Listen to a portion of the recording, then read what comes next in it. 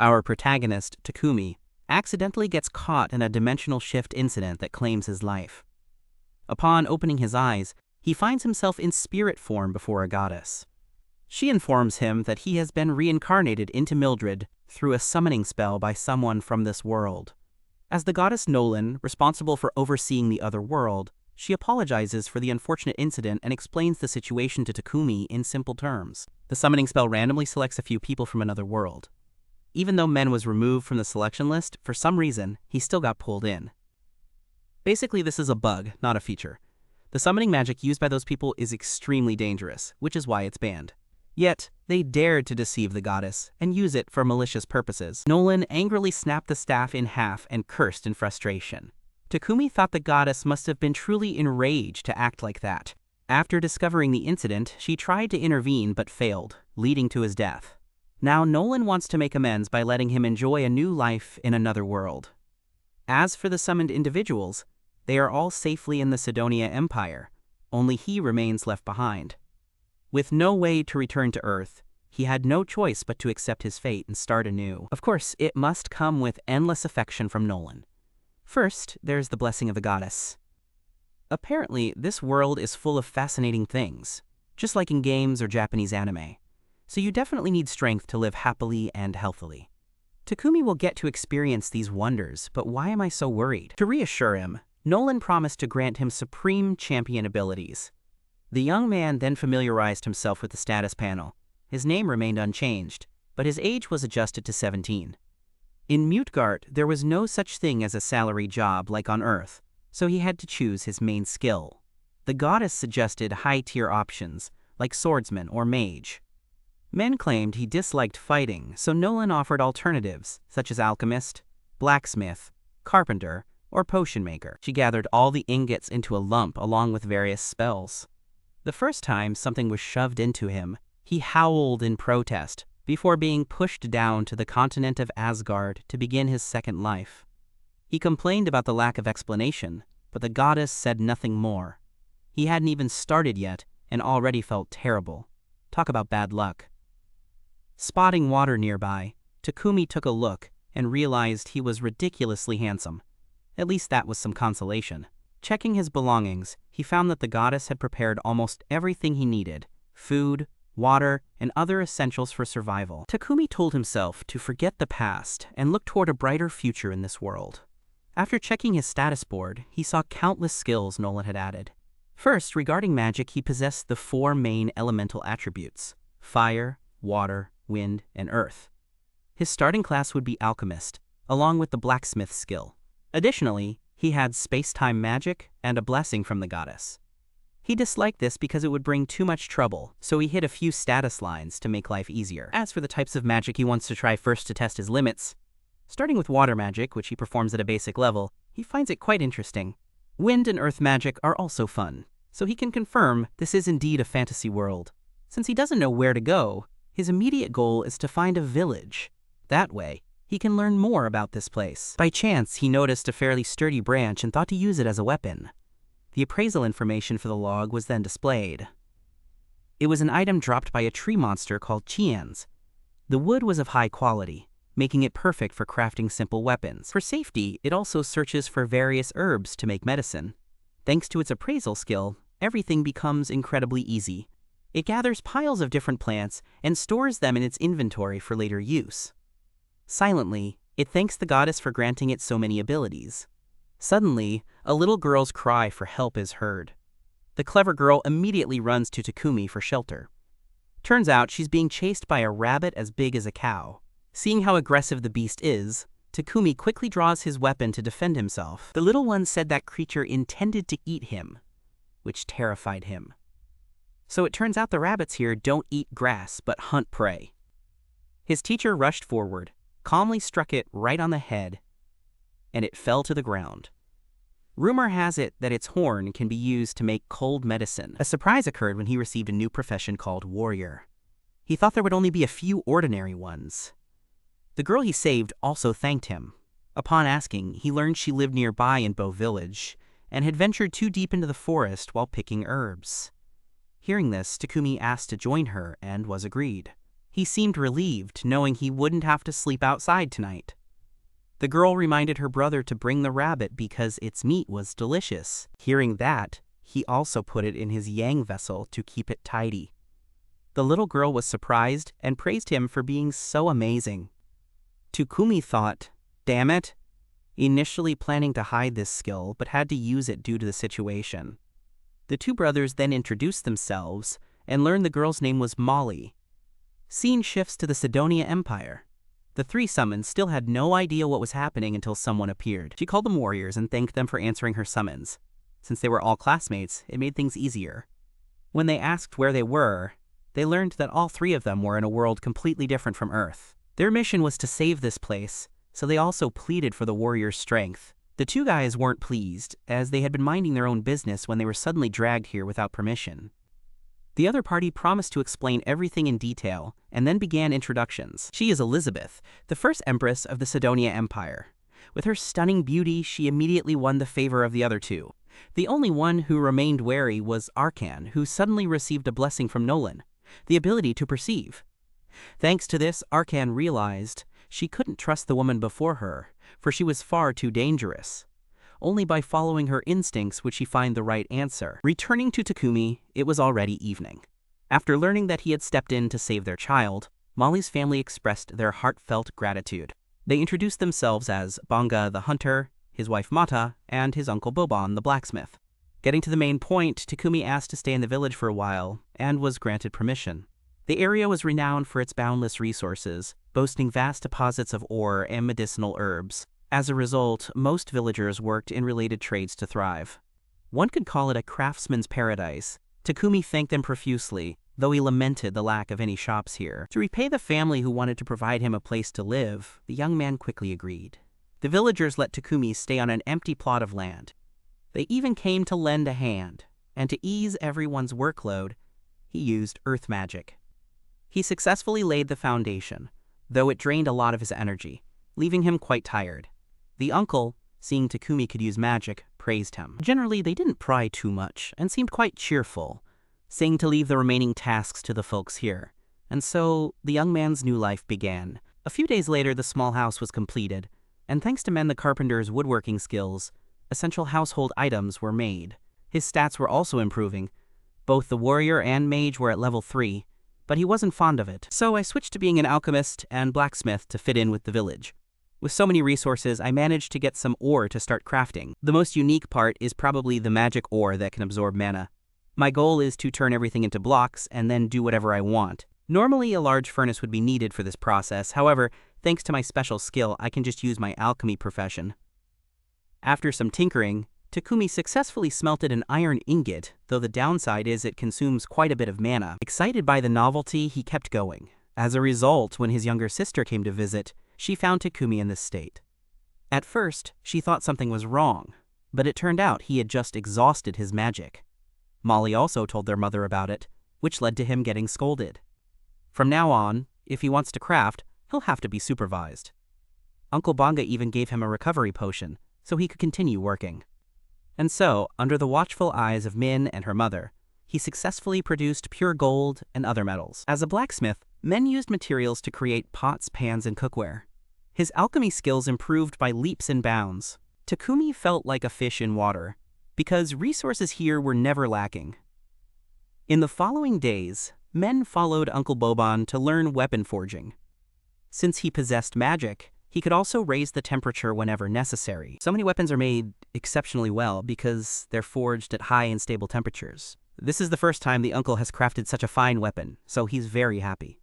The young man's blacksmithing skill has also reached level 40, but for some reason, his alchemy hasn't improved at all lately. The next morning, he shifted to making potions and asked the uncle for a few bottles of banga. The young man said he'd try to concoct something similar with the herbs he had previously gathered. Seeing him so eager, the old man agreed to save a few bottles for him. After following the instructions, Takumi successfully created a recovery potion, though its color was lighter than usual. Wanting to learn more about the effects of various herbs, Takumi grew up experimenting. He even tested them on his own body, nearly dying several times, but luckily, his purification and recovery skills saved him. Though slightly dangerous, it had acquired an anti-toxicity state. Just before fully waking up, a steel-armored boar suddenly appeared. True to its name, its body was incredibly tough. Takumi thrust his spear but was flung far back, and even wind magic attacks proved useless. To make matters worse, another monster appeared behind it, likely also attacked by the boar, and now stood on his side. Thanks to that, he escaped unharmed. But the little spider wasn't so lucky. Seeing this, Takumi risked his life to get close and used his alchemist ability to decompose the monster's head. Fortunately, the move succeeded, but damn, it hurt. Limping his battered body over to the spider, he asked if it was okay. The poor thing was on the verge of meeting its ancestors, but still managed to reply. Having been saved, he repaid the debt by using healing. Just when he thought it was over, he suddenly gained a taming ability and turned the spider into his pet. Honestly, it looked so cute that he allowed it to tag along. Based on the leaf-like pattern on its back, it was named Fong. The lost leg later regrew, along with a slightly larger body. They communicated telepathically. Fong seemed thrilled about its evolution. They then took the pig back to the villagers, leaving everyone amazed. More importantly, noticing the highly venomous spider clinging to the man, they asked about it. To reassure them, Takumi said he had already tamed it. Uncle Bagan asked what kind it was, because normally people only do that with animals. He had never seen anyone tame a monster insect like this before. Today's haul was a whole pig, so the whole village threw a feast. Of course, the rare ingredients would be returned to men. The two uncles told him to take this to the city and sell it, because he could make a lot of money. Now the village has become brighter with Takumi's presence, though it's frustrating that he isn't the type to stay forever in a small place like this. The goddess rejoiced at seeing his youthful life, while another girl curiously asked Nolan what hopes he had for this boy by granting him so much. She still hid the reason she brought the young man back to a time 1 year before the Empire performed the summoning ritual. This means Takumi has experienced this new life longer than the other summoned warriors. Waking up this morning, he suddenly realized his body was tied up. Knowing it was the little spider's doing, he scolded it for treating him like that. Pretending to be remorseful, the spider whined that its owner wouldn't let it play, so it pulled this prank out of sheer boredom. Lately, the young ones are so obsessed with crafting recovery potions, paying no mind to anything else. I should apologize and promise not to make any more today, but instead take them out to play. Hearing this, Fong happily hugged his owner just as someone walked in. Matha, seeing this scene, almost thought Takumi was being devoured. Men had to speak up and explain that they were just joking. At that moment, the woman noticed the silk threads Fong had created and glared at them with such a terrifying gaze that it scared the daylights out of them. Soon after, Martha crafted an exquisitely delicate silk garment, and the other village girls gathered around to admire it. When men asked if spider silk was really that amazing, they explained that it was a luxury item highly sought after by nobles who would go to great lengths to obtain it. Suddenly, Fong found himself with steady work in the village, completely forgetting about their outing. Or rather, now that he knew so many people cared about him, he couldn't be bothered to go with men. Anyway, as long as he was happy, it was fine, and it also gave the young man time to focus on other things. Having learned everything the village had to offer, he now planned to travel to the city to further his studies in alchemy. The hard part is figuring out how to say goodbye to everyone, as they all adore this young man. After arriving at Uncle Bobon's place, he received a new set of armor, and his boots needed reinforcement for durability since he might need to kick some rocks later. Just then, Uncle Bonga also came to check in. Both of them knew the young man was about to leave the village, so they seemed a little sad. On the path of development, traveling everywhere to seek knowledge is essential. In the city, one can access more advanced technologies and resources. There's also a high demand for trade, making it a perfect fit for someone with great potential like Takumi. 2 weeks later, merchants from Botan would arrive, so the two uncles advised the young man to travel with them. Takumi bowed his head in gratitude for their support over the past month. The next day, he noticed Mata discarding the rabbit's offal and asked about it. Though it's the most delicious part, it was infested with parasites. Eating it is like playing with disease, so she decided to throw it away since no one around here could purify it. Hearing that, I boasted I could do it. Instantly, those ingredients were completely cleansed and edible. Seeing that I could even use light attribute magic, she grew visibly worried. Still, she thanked me for the help and advised against using that kind of magic in front of others. It's fine in this village, but out in society, I'd surely be targeted. In this world, very few can wield light magic.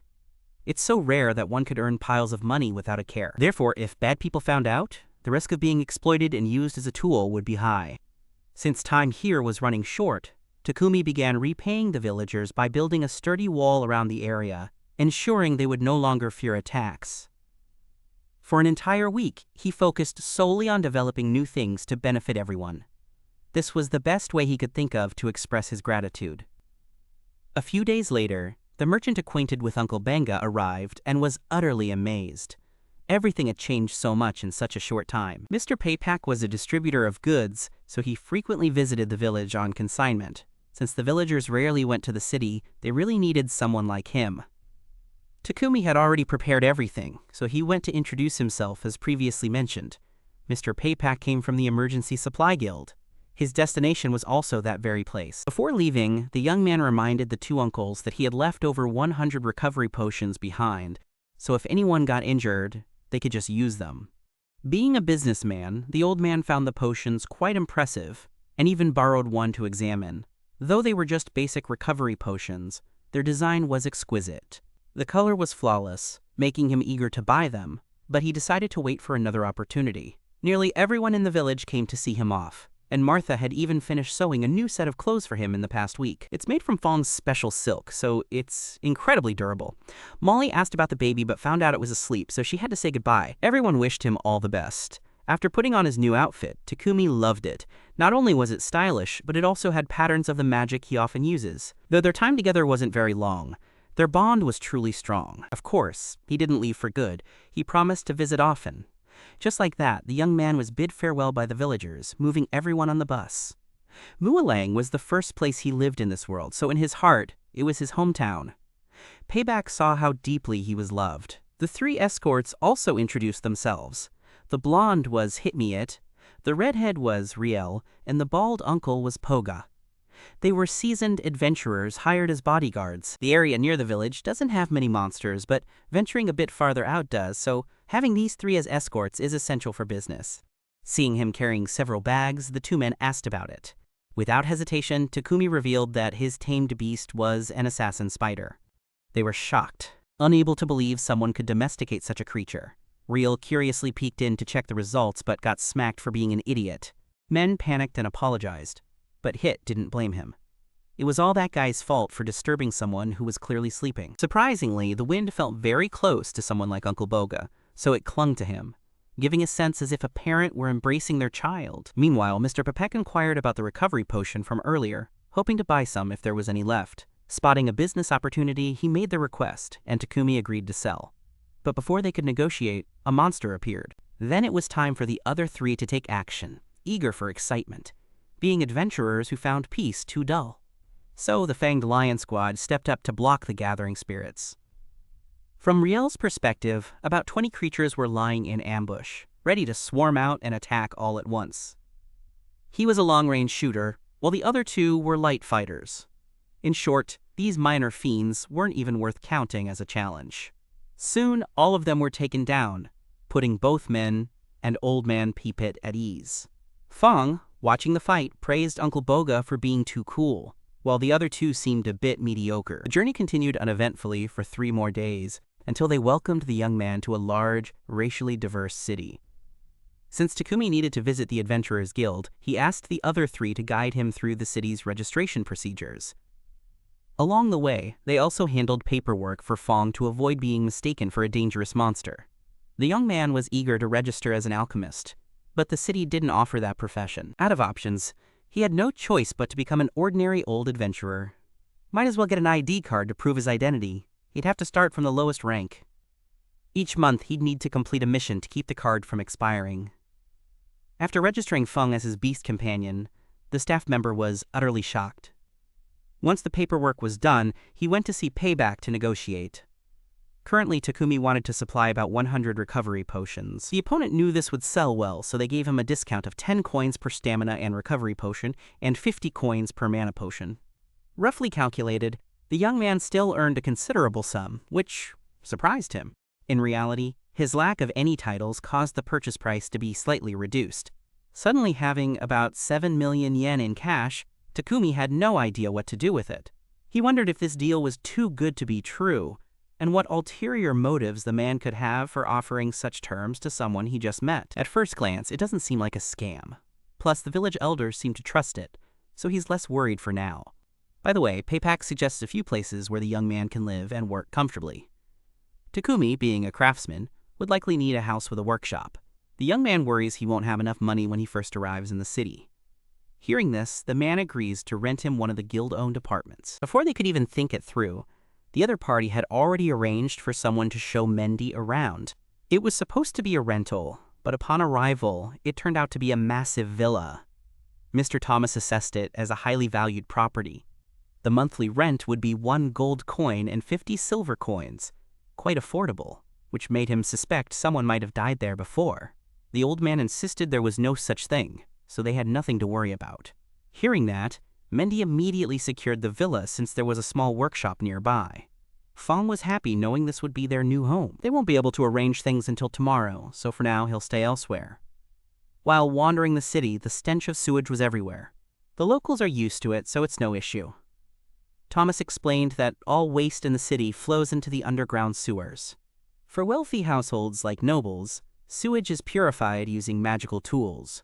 Rare artifacts found only in dungeons or ancient ruins, making them extremely expensive. The purification of commoners' waste became more challenging, so priests were hired periodically to clean it up, yet it still polluted the air.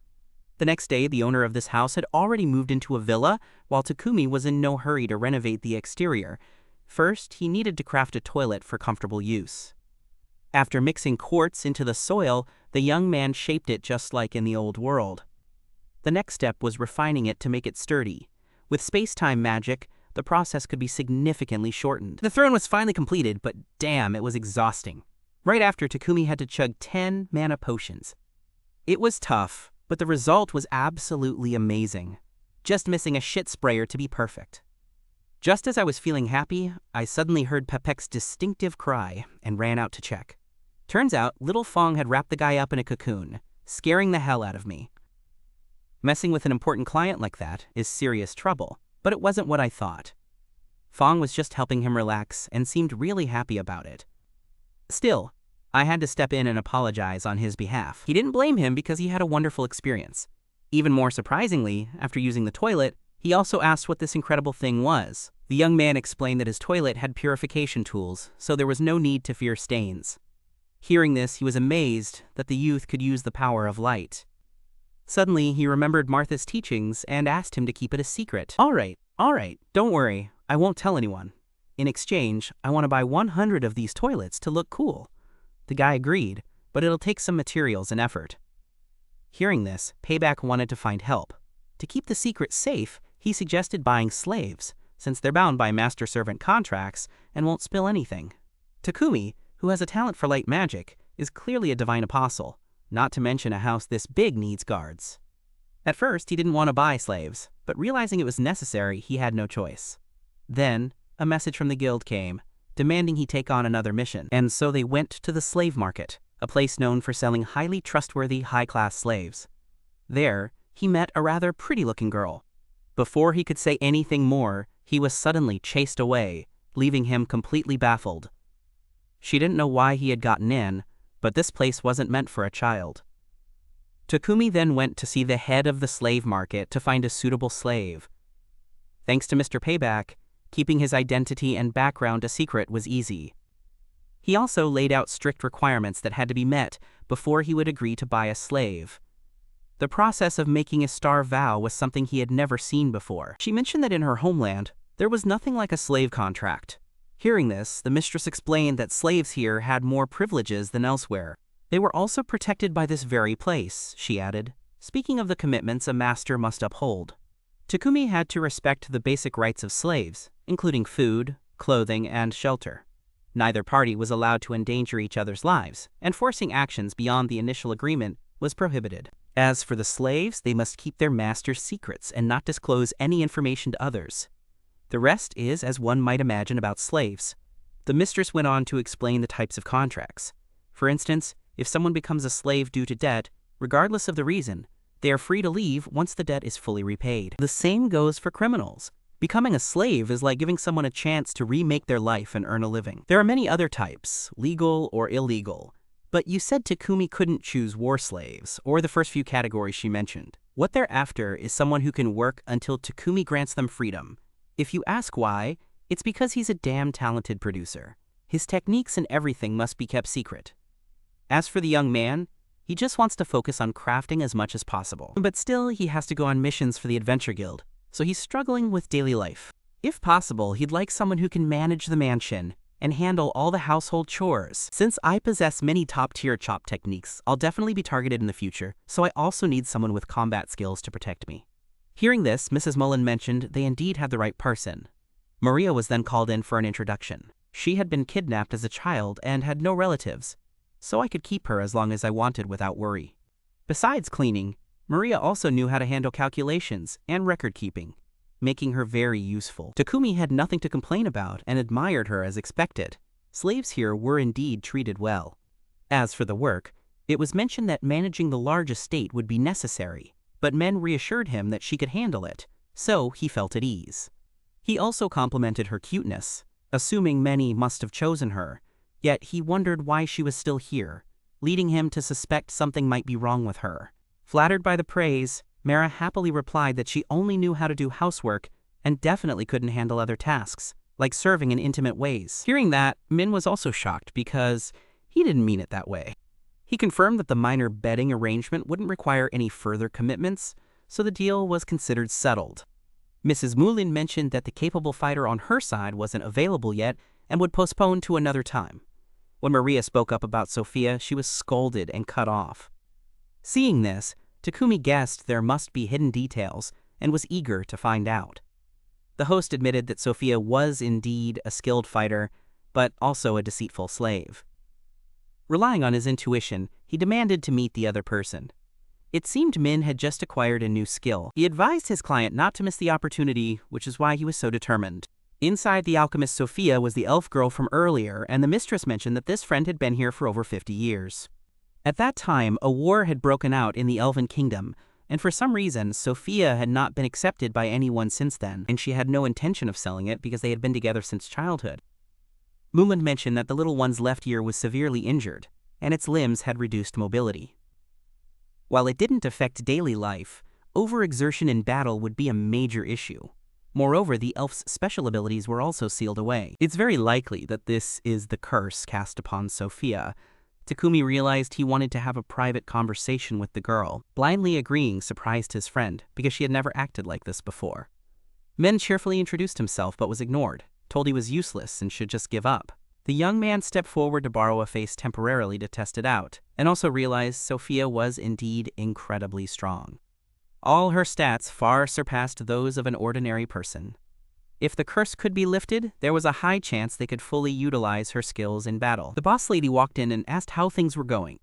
He immediately struck a deal, wanting to have her, as all he needed to do was address the root cause of her illness, nothing too difficult.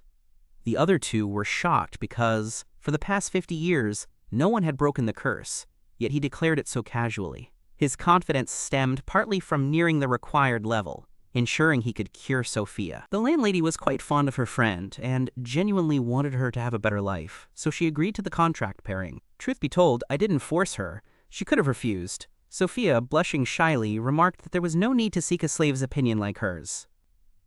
The formalities were quickly completed. Maria rushed over, overjoyed, thanking her master for bringing her sister along. Later, she also presided over the contract ritual for the three of them.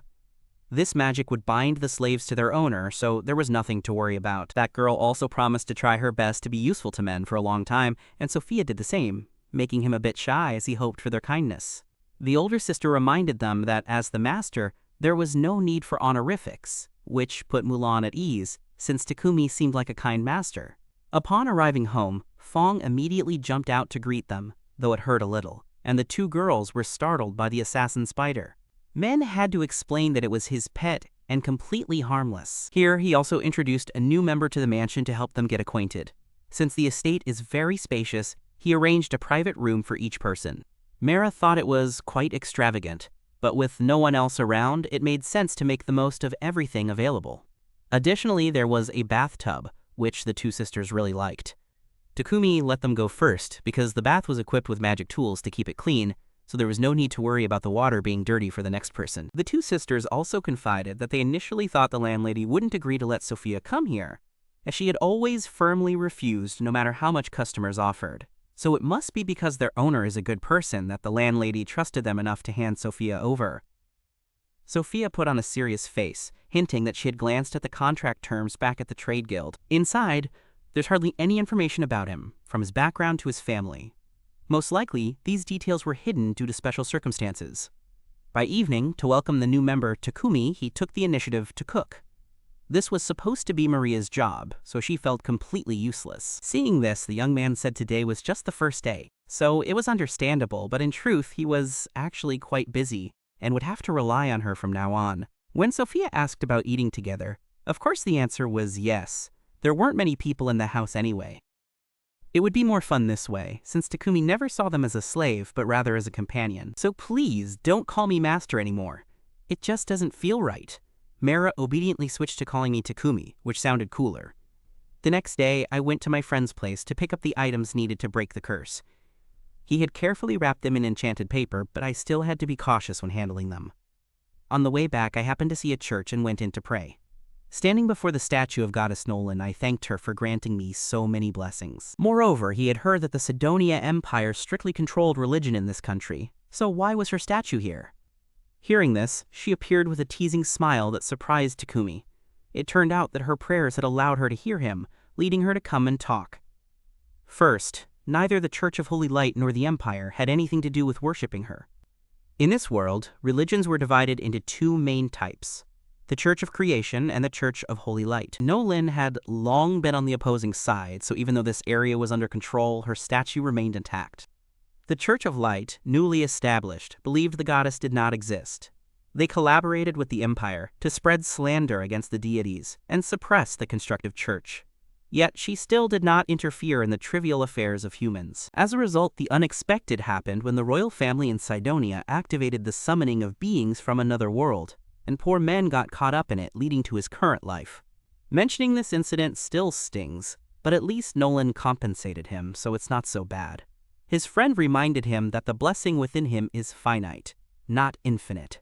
Since arriving here, he's always had good fortune and succeeded in everything, all thanks to the blessing inside him. Over time, as Men lives and grows, he will lose this blessing in the near future, so Takumi must be warned to be cautious of impending dangers. Hearing this, he reassured Nolan not to worry because he's grown up and can handle things himself. Meanwhile, in the Empire, there's much discussion about the heroes. The Emperor wants to make the most of them since it was no easy feat to summon them. Initially, the three were hesitant due to their unfamiliarity with the situation, but now they've begun training diligently as intended, and soon they'll be ready for use. Hearing this, the Emperor was very pleased and eagerly awaited the outcome. On the side, instead of training like his two friends Akan, who completely ignored his claim of disliking violence, Elizabeth urged them to use their strength to save the world. The two friends also promised that no matter what happened, they would definitely protect her. She understood, as the woman before them was incredibly dangerous and untrustworthy. After returning home, Maine was hit by a gust of wind and fell headfirst to the ground.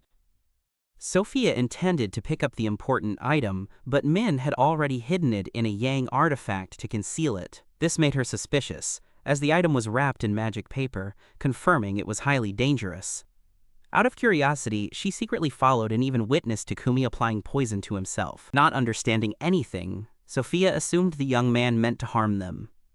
In reality, he was injuring and healing himself to gain level-up experience. The older sister rushed in, demanding to know what he was doing to Maria, threatening unforgivable consequences if anything happened to her, then fainted on the spot. Seeing this, he had no choice but to treat the injuries from her fall, only to face unexpected difficulty, likely due to the curse weakening his body. After an unexpectedly successful outcome, Min learned a new skill. Maria then explained that whenever she felt excited or anxious, she would become exhausted and pass out. Hearing this, the young man also began using purification and recovery spells. After combining them, even her damaged ear returned to its original state, surprising Maria. She rested until the afternoon before waking up and was asked if she felt better. Sophia, still remembering the earlier incident, warned her younger sister that Takumi wasn't what they thought. The little one smiled and nodded in agreement, for he was so special that he could even cure Sophia. At first, he panicked, but after looking in the mirror and seeing his ear healed, he finally understood. That's why he had to apologize to men for misunderstanding his good intentions. He didn't blame men for explaining that his light magic was still one level short of being able to break the curse.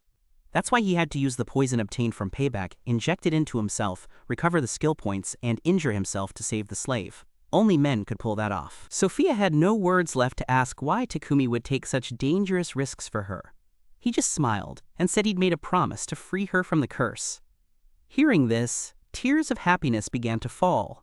She vowed to serve him faithfully in this life and beyond.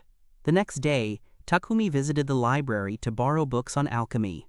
Though the place had many genres, only the 4 he was reading proved useful. Men wondered why such a simple profession couldn't sustain people.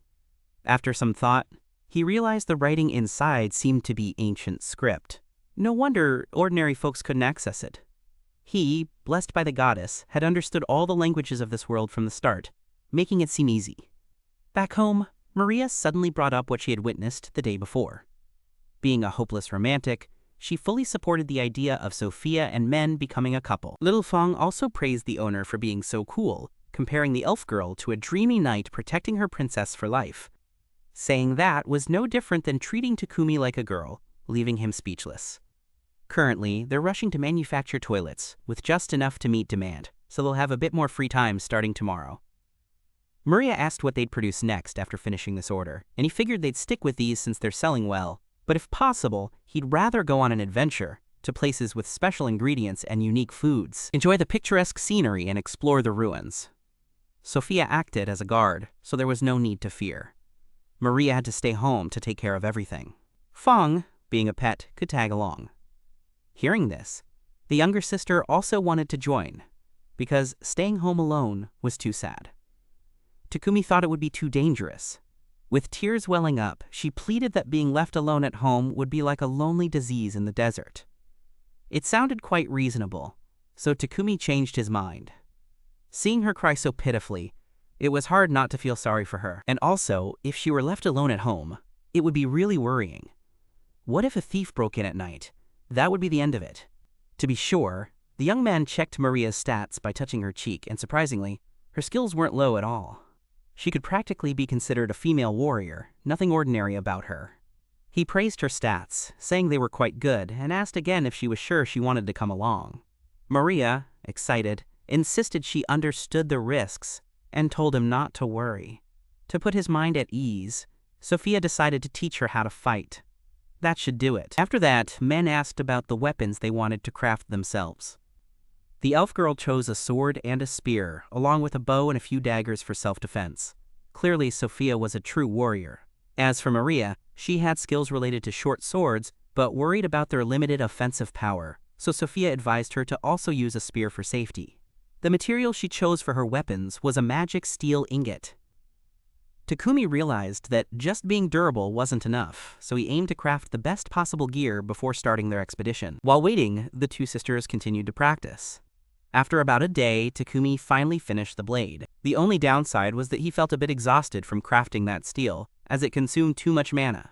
After drinking a recovery potion, he proceeded to enhance the weapon's attack power. It also had an auto-repair function. As for Maria's sword team, from what the young man knew, girls often kept them under their skirts. Just thinking about her slender legs was enough to give him a thrill. Outside, Maria suddenly felt a chill on her thighs. Truly eerie. After completing the weapon, Takumi moved on to crafting armor. However, he couldn't ask the 2 muses to provide their body measurements. Left with no choice, he created copies of them with equivalent proportions. Little Fong, seeing his master staring intently, teased that Sophia and Maria's assets were so generous, they made the master blush. He pretended to just be examining them with no impure thoughts. The armor materials included spider silk and other durable elements. He wanted his 2 muses to dress beautifully, so he designed their outfits to be as alluring as possible.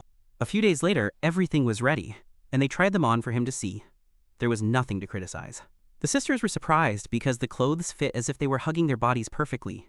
When they asked how he got the sizes so accurate, the young man stayed silent, not daring to answer. Fong tried to tell them about the two humanoid figures but couldn't communicate, so Takumi had to deflect with his weapon.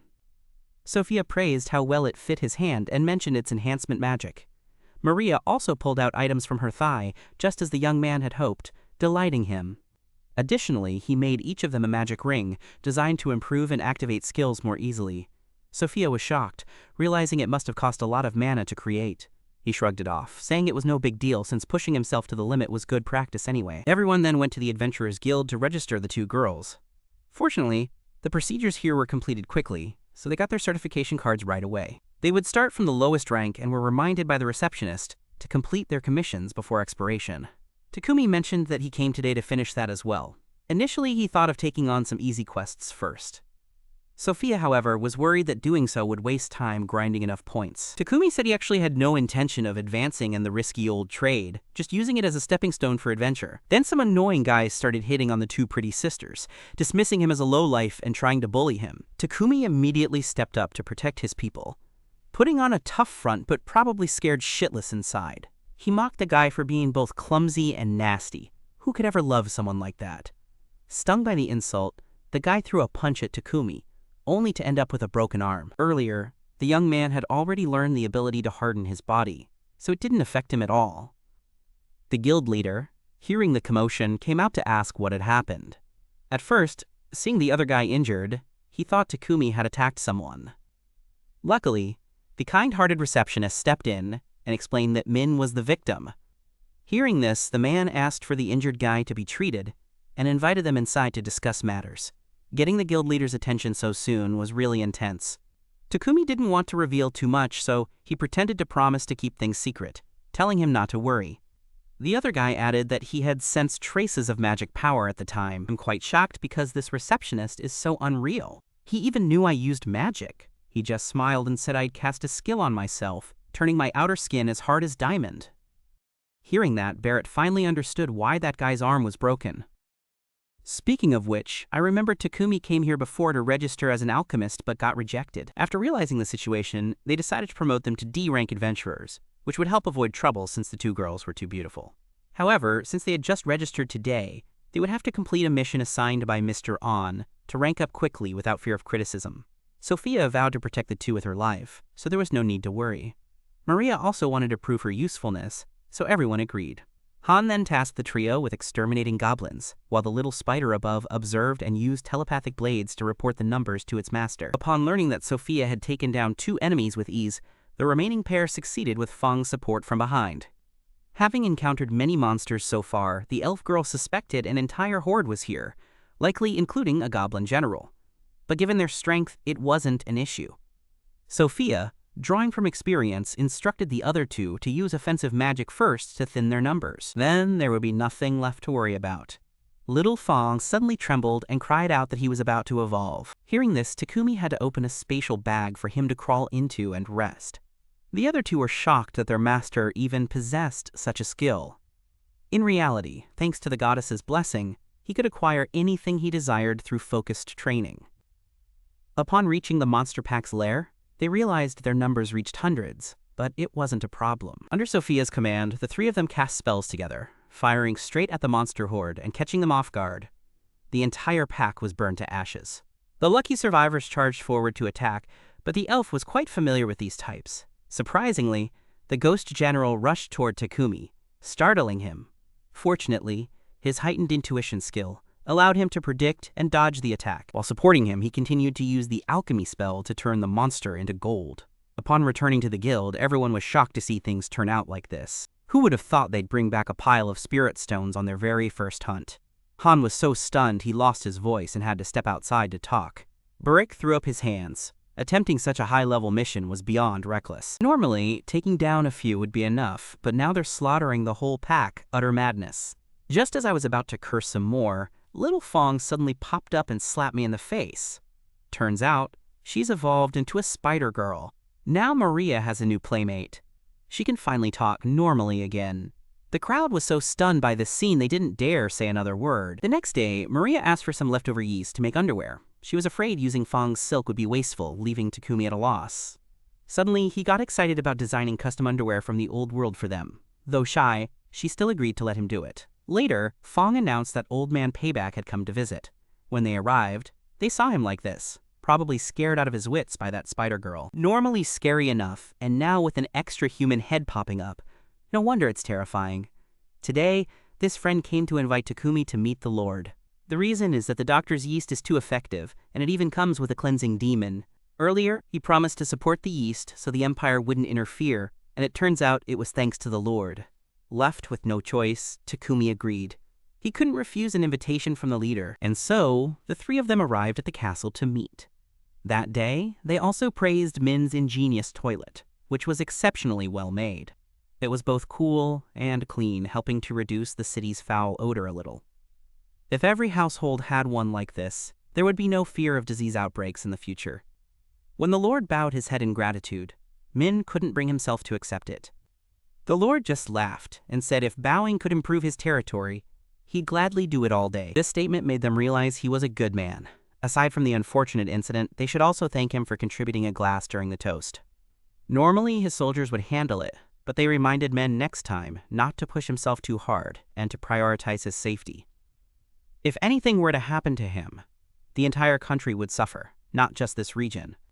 Moreover, the Imperial faction had started taking notice of men, so he must remain vigilant. Upon returning home, Little Fong also brought out a pile of high-quality silk for his master to make undergarments. Seems this kid was quite clever, always providing exactly what men needed. Takumi was happy to have her by his side, helping out. By the time the lingerie set was finished, he was completely drained of magic and drenched in sweat. Still, the two muses were overjoyed. Completing this project had locked him in the workshop for 3 straight days, showing his dedication. He even asked them to try it on for him, making both of them blush furiously.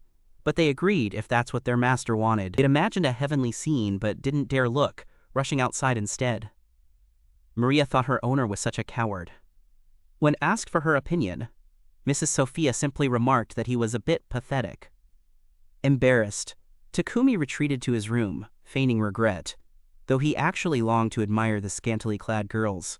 A few days later, they successfully brewed a magic-powered fridge, incredibly convenient. Fong opened it to try and liked it, as cool air wafted out. Takumi said this would make the food last longer, but try not to open it too much if possible. Earlier, he combined iron, chromium, and nickel to form stainless steel alloy, then simply added a cooling magic crystal to finish it. Maria was thrilled that she could now prepare fresh food, anytime, anywhere. They decided to keep one, so Sophia also chose the blue one. The rest were sent to Mr. Payback while they prepared the next project. When asked what he wanted to do next, Men mentioned plans to upgrade weapons and equipment. After the battle with the goblin the other day, he came up with a few ideas and realized he needed to prepare more for future adventures. Min's blacksmithing level and skills had improved, allowing him to craft armor from magic steel now, but what he really wanted was a set made of mithril and adamantite for peace of mind. Hearing this, Sophia offered to escort him to gather the materials. Later, when Min visited the guild, he received the unfortunate news that no blacksmith in the city could work with the ultra-hard materials Takumi needed. Han mentioned that the dwarf team Izure had just started, and could only provide a list of blacksmiths from the outer Yubaton region for now. He also brought up Men's alchemist profession, noting that synthesis would consume a lot of magic. But it shouldn't be a problem for Takumi. By mining ores directly, it would be faster. The receptionist then directed the young man to Horus Town, a mining hub, to gather materials. However, he needed a permit from the blacksmith guild to enter. Han showed Min a backdoor method under the guise of an adventurer, accepting a monster subjugation quest which often appeared in the mines. Meanwhile, Takumi would be allowed to mine. Hearing this, Min was pleased, as it was like killing 2 birds with 1 stone. Additionally, the guild leader added another requirement. Recently, their city has been facing a shortage of firewood, largely because adventurers are rushing to hunt black bison during this season. As a result, fewer people are gathering wood, so he asked you to collect some on your way to the mine. Since you have spatial magic, you can surely carry a lot, though it's amusing that he called it killing 3 birds with 1 stone. Out of options, Men had no choice but to agree, and was introduced to travel alongside a blacksmith to Horus, doubling as an escort mission. Truth be told, this guy was quite the exploiter. After completing this task, Men would be promoted to D rank, which made him a bit nervous since he'd never escorted anyone before. Asking about the Lion Fang squad, he learned they had already taken on a distant mission. The journey to Horus would take 7 days by regular horse carriage, but only 4 with a demon horse. Since it's a monster, being twice as fast is only natural. As for Real's group, they've already used up all their demon horses. When asked if they'd completed their mission, it turned out they encountered a minotaur on the way. Left with no choice, he had to bring the meat back first. Letting it rot would have been such a waste. He complained about the recent surge of high-level monsters, which means the upcoming escort mission will be much tougher. The guild leader said he had already raised the bonus, so since they were acquaintances, men invited him home for a bath. The two then went to a friend's place to borrow a horse-drawn cart for faster travel. Of course, he agreed, but asked to buy some of the mineral ores men had collected upon their return. He also requested Takumi to make more refrigerators, as they were incredibly convenient. Meanwhile, back home, Sophia was worried about her master, who hadn't returned yet. Fearing something bad had happened, she decided to check. By evening, the young man finally brought Riel back. They searched for blacksmiths skilled in crafting mithril, but none could do it. Amidst the pain, Riel's friend sensed a hostile presence. Since they weren't well equipped, Riel grabbed his brother's hand and fled elsewhere. Unfortunately, they were caught up with and kicked straight in the face. But it turned out to be Sophia, which was baffling. Mistaking Riel for targeting her master, she nearly logged him out, but Takumi stepped in, explaining, "He's my guest." After realizing the misunderstanding, she apologized for losing her cool. Luckily, Riel was easygoing and didn't mind. When he got back later, he was shocked to find 3 adorable girls in the house. Min claimed she needed someone to handle chores and provide protection. Little Fong recognized the annoying face and realized it was the assassin spider. When he asked about her, the girl said she hated him. Riel felt jealous of the other guy surrounded by pretty girls. Turns out his 2 remaining teammates were already married. Left alone without a girlfriend, he tried getting close to the other 2 girls, but Sophia declared, "My body and soul already belong to my master." Maria also said she would stay by his side for life, and upon hearing this, Riel wept bitterly for his own fate. Sophia then agreed to gather Chiant wood, as it was a valuable material and conveniently along their work route. All 3 girls were in agreement, so they would begin in the coming days. The next morning, after waiting for Riel to return, Takumi started crafting a new weapon. Lacking materials, he simply bought a blade to work with. After disassembling it, he realized the material reacted too intensely. Though it was painful, he still managed to turn it into a lightweight weapon. After a while, the 2 swords were finally finished, but it took a lot of effort. The next day, men borrowed Payback's cart to transport a passenger, a blacksmith named Gambo, who needed an escort. Since Maria had experience handling demon horses, she took the reins as well. At the same time, the guild received a report about the monster in the Forest of Death becoming highly active.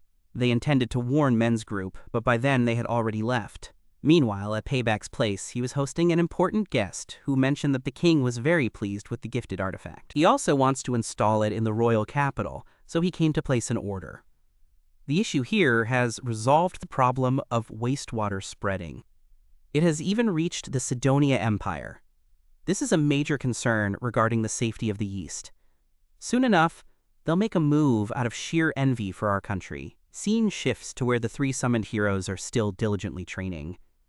Only Akaran seems wary of the royal family, while his 2 friends remain clueless. After 2 days of travel, Men's group stopped at a safe distance from the monster-infested area for Gambo. Men also set up additional barriers.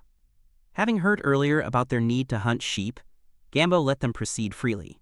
Venturing deeper into the forest, Takumi asked if there was a way to distinguish the monsters from ordinary trees. Sophia suggested he could sense them by focusing on magical energy. Right in front of them was one, so they got to work immediately. As Takumi tried to approach, he was attacked by multiple creatures. Thanks to the 3 girls, they managed to take down one, but the situation quickly worsened as more creatures surrounded them. Fong was happy to fight, but dealing with them one by one would take too long, so Sophia suggested using magic. However, a mutated creature then appeared, strong and with extreme regenerative abilities, regenerating whatever was cut off. The elf girl said fire-based magic was the only way to defeat it. Hearing this, he followed her advice and, with Sophia's support, successfully delivered the finishing blow. Since it was an old tree, it dropped quite a few edible fruits, and Takumi asked everyone to gather them to make apple pie. By the next day, they had reached Horus Mining Town, where their first task was to visit the local Adventurers Guild to take on a mine-related quest. An old man also suggested they hunt ore-eating rats, which meant everything could be handled in one place, putting them at ease. While digging, Takumi got lucky and found both mitron ore and adamantite. Soon after, Little Fong sensed something approaching. The mouse had just emerged when the bright light blinded its two eyes. The uncle asked what it had just done. He explained that this creature, having lived in the dark underground, would naturally be blinded by sudden bright light. Until now, older adventurers had to work hard to defeat it. Turns out, there was such a simple method. Maria was upset that she couldn't do anything. About a week later, they returned to the outpost, and Takumi was also taught by Mr. Gambo how to synthesize and obtain midran and adamantite. He even knows how to enhance magic and weapons to make them stronger. This task took Takumi quite a bit of time, but he didn't give up. Thanks to that, 2 top-tier armor sets were completed. When asked about his lightning attack skill, Takumi demonstrated it. Now he can move as fast as thunder, though the downside is he hasn't fully mastered control yet. As for new weapons, Sophia was equipped with a wind and thunder spear, while Maria wielded a fire-based weapon that shot flames, which excited her. The elf also vowed to protect it with her life if anything happened, so she requested an additional shield for full offense and defense. Looking down from above, the goddess felt reassured seeing her disciples like this, as the Imperial forces were about to take action. After a year of training, the 2 warriors had grown much stronger, and their next destination was the kingdom of Samano. For some reason, Akira had filled their heads with wicked intentions. Akira and Yamato vowed to comply in order to protect the world's peace. A few days later, the potion was completed before the shield, but it drained too much energy. Seeing this, Sophia felt deeply guilty for having asked her master to do it. Meanwhile, at the palace, the Empire had sent a letter. They claimed to have discovered the one who used purification magic. The wording may seem polite, but this is nothing short of a threatening letter aimed at Takumi. Swiftly, the church representatives met with the king to discuss Bakula's use of purification magic. They filed a protest with Cydonia over the incident, claiming that light-based magic is a divine gift granted to the Holy Light Church, and therefore demanded its retrieval, as it falls under the church's jurisdiction. That's hilarious, Your Majesty. Ask him how that could possibly make the opponent bitter. By the way, he also bluntly stated that if it were a divine blessing, then let the skilled members of the church go find it themselves. The other person continued, denouncing the use of sacred purification magic on a mere disease as utterly unacceptable. He demanded the kingdom hand over everything related to it, the very creator of that cursed purification device for the Cydonia Empire. The outcome was still flatly rejected, even though the Pope threatened to withdraw all the priests back to their homeland. His Majesty was delighted by this and told them to go ahead, assuring that we would absolutely not interfere. The incident was promptly relayed to Takumi by Mr. Pepek. He knew the king had stood firm against the envoy from Salunia, which made him a little worried. His friend just smiled and said it was fine, despite having provoked the church's resentment.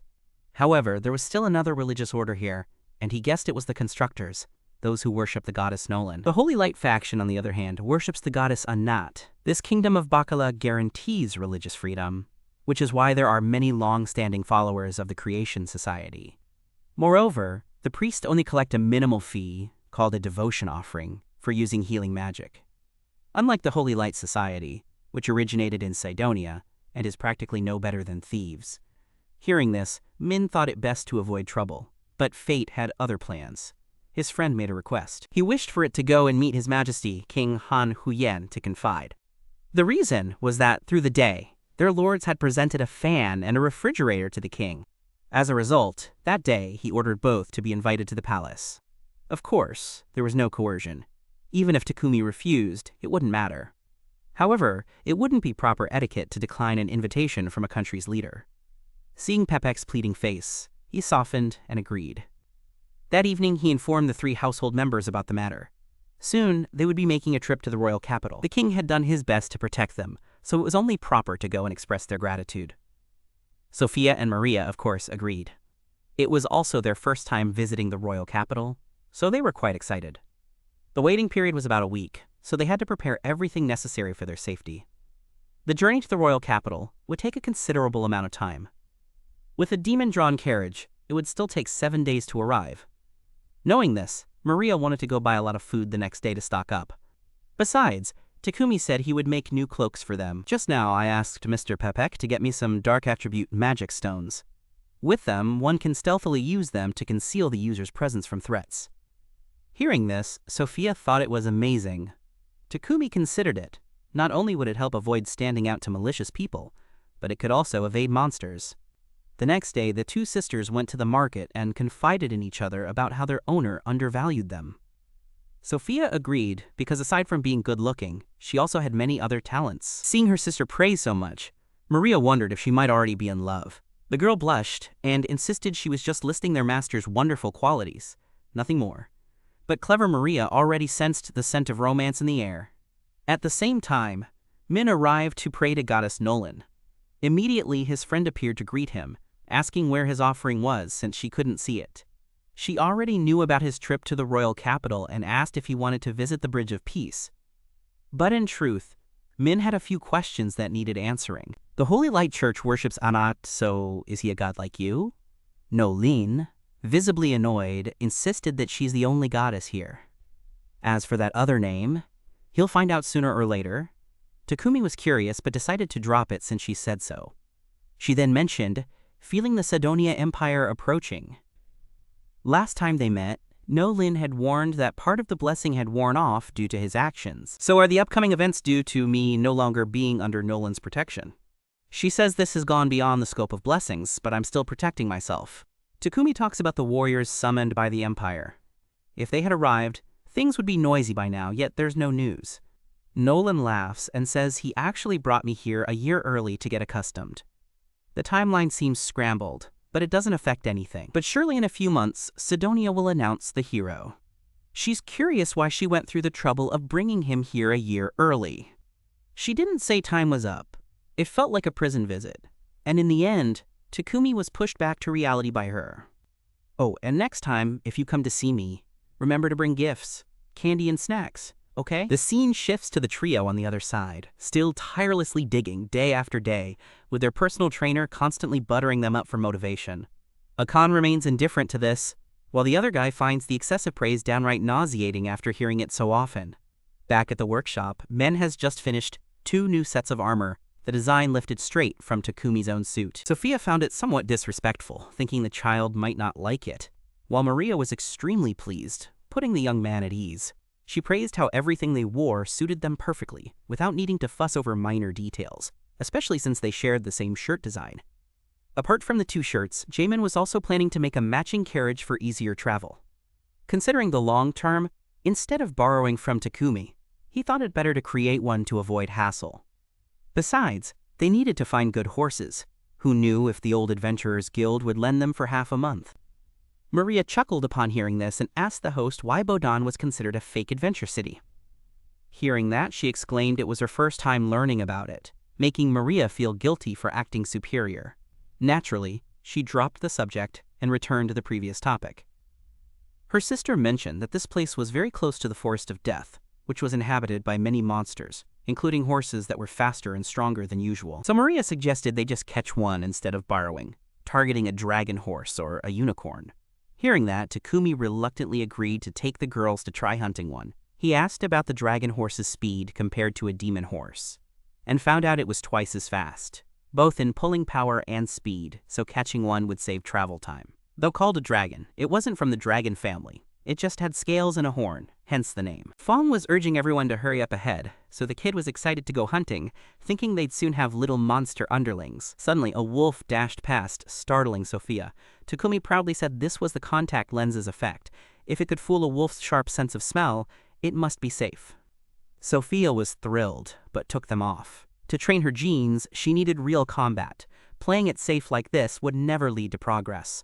Maria agreed, leaving Min at a loss. Sophia's first opponent was a boar that had attacked Takumi earlier, taking down the monster in just one move. Now that's skill. Maria seized the chance to harvest some fresh meat for preservation. The little one grew annoyed as everyone kept wasting time. Nearby, a sheep collapsed, so Takumi went to collect it, a necessary material for making a horse-drawn carriage. The 3 of them split up to work, which only frustrated Fong so much that she left. Along the way, she noticed many felled trees, a clear sign that something had happened. Based on his instincts, Fong found a severely injured Longma. Feeling pity for the small creature, he tried to help, only for it to attack him. It seemed Fong was seen as a threat. The little one then recalled being saved by its owner earlier, and mentioned having a wonderful master who could heal it. Suddenly, a swarm of giant ants appeared, threatening them, likely the ones who had wounded the Longma. Fong also used his silk to tie up 2 ants and slam them to the ground for his horse friend to finish off. Just as he was about to run back to ask his master for help, an entire swarm of ants surrounded him.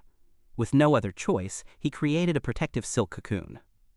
Unfortunately, the ants had strong jaws and were slowly breaking through the barrier. Terrified, Fong tried to send a message to his master, but for some reason, the signal was lost. Feeling dejected, he wondered if his master was too preoccupied with that tree and had forgotten about him. The dragon horse was too weak at this point, falling into a coma and resigning itself to becoming food for ants. The little spider cried uncontrollably, scolding its owner as an idiot before running over to hug its new friend. Just when it thought all was lost, men appeared and patted its head. Seeing this, Fong was overjoyed and immediately hugged it. Takumi praised the little one for doing well, while the monsters had already been wiped out by the 2 girls. Nu blamed Min for not responding despite her plea for help, saying he should apologize and explain that her silk could block powerful magic. Just now, sensing the magical link weakening, Takumi rushed to follow the traces and ended up here. She must have been terrified. Min's family also values Fong the most due to his white hair, evolved like hers. Maria also asked Min to save the Kirin to avoid the hassle of recapturing it, and the little spider did too, considering it a friend. Takumi immediately treated someone, but unexpectedly, even in its slumber, the dragon horse could still resist magic and remained wary of its surroundings. Moreover, with monsters approaching, Sophia urged them to act quickly. Feng refused to leave his friend behind, so Takumi had no choice but to take both into his private space. This act was commendable but led to unforeseen consequences due to excessive mana consumption. Feng, having already made a star vow, fared better. However, the young dragon horse hadn't fully formed yet, so his body encountered several issues, causing him to immediately lose consciousness and be taken back. He remained asleep for half a day with no signs of waking. Sophia thought this was inevitable, as he was still maintaining the space. Normally Feng would come and go freely, but this time, perhaps because he hadn't been summoned, it turned out differently. Left with no choice, Sophia used her own ability to call the other 2 out. Otherwise, he would have exhausted his mana and died. The baby spider heard the call and learned that the horse friend was still very scared. They relayed the situation outside and told the 2 to come out, thinking that spinning a silk circle like in the forest might help Longma feel less afraid. Sophia then had to rush off to buy some herbs for treating wounds. Maria insisted on going instead, saying, "Just leave these small tasks to me." She wanted her sister to stay with the owner until he regained consciousness and to help push their boat as well. Later, Takumi sensed the warmth from everyone and suddenly sat up, seeing Sophia lying beside him. He realized they had tried so hard for him. After recovering his magic, Min approached the dragon horse, while Fong stepped in to reassure the horse. Min expressed his desire to be friends and was accepted. Once the bond was formed, healing became incredibly simple. Thus, Longma fully recovered, bringing joy to the entire family. He would become their new teammate, so Takumi named him Tsubaki. From now on, Fong was thrilled to have a monster as a friend, and Maria prepared many delicious dishes to welcome the new member. The scene shifts to the slave market in the royal capital, where a beastkin girl skilled in magic was being offered for sale. However, the potential buyer had no interest in purchasing her. The child begged earnestly, promising to study harder to become useful, ready to replace what he needed as a capable slave immediately. But if the conditions weren't met, so be it.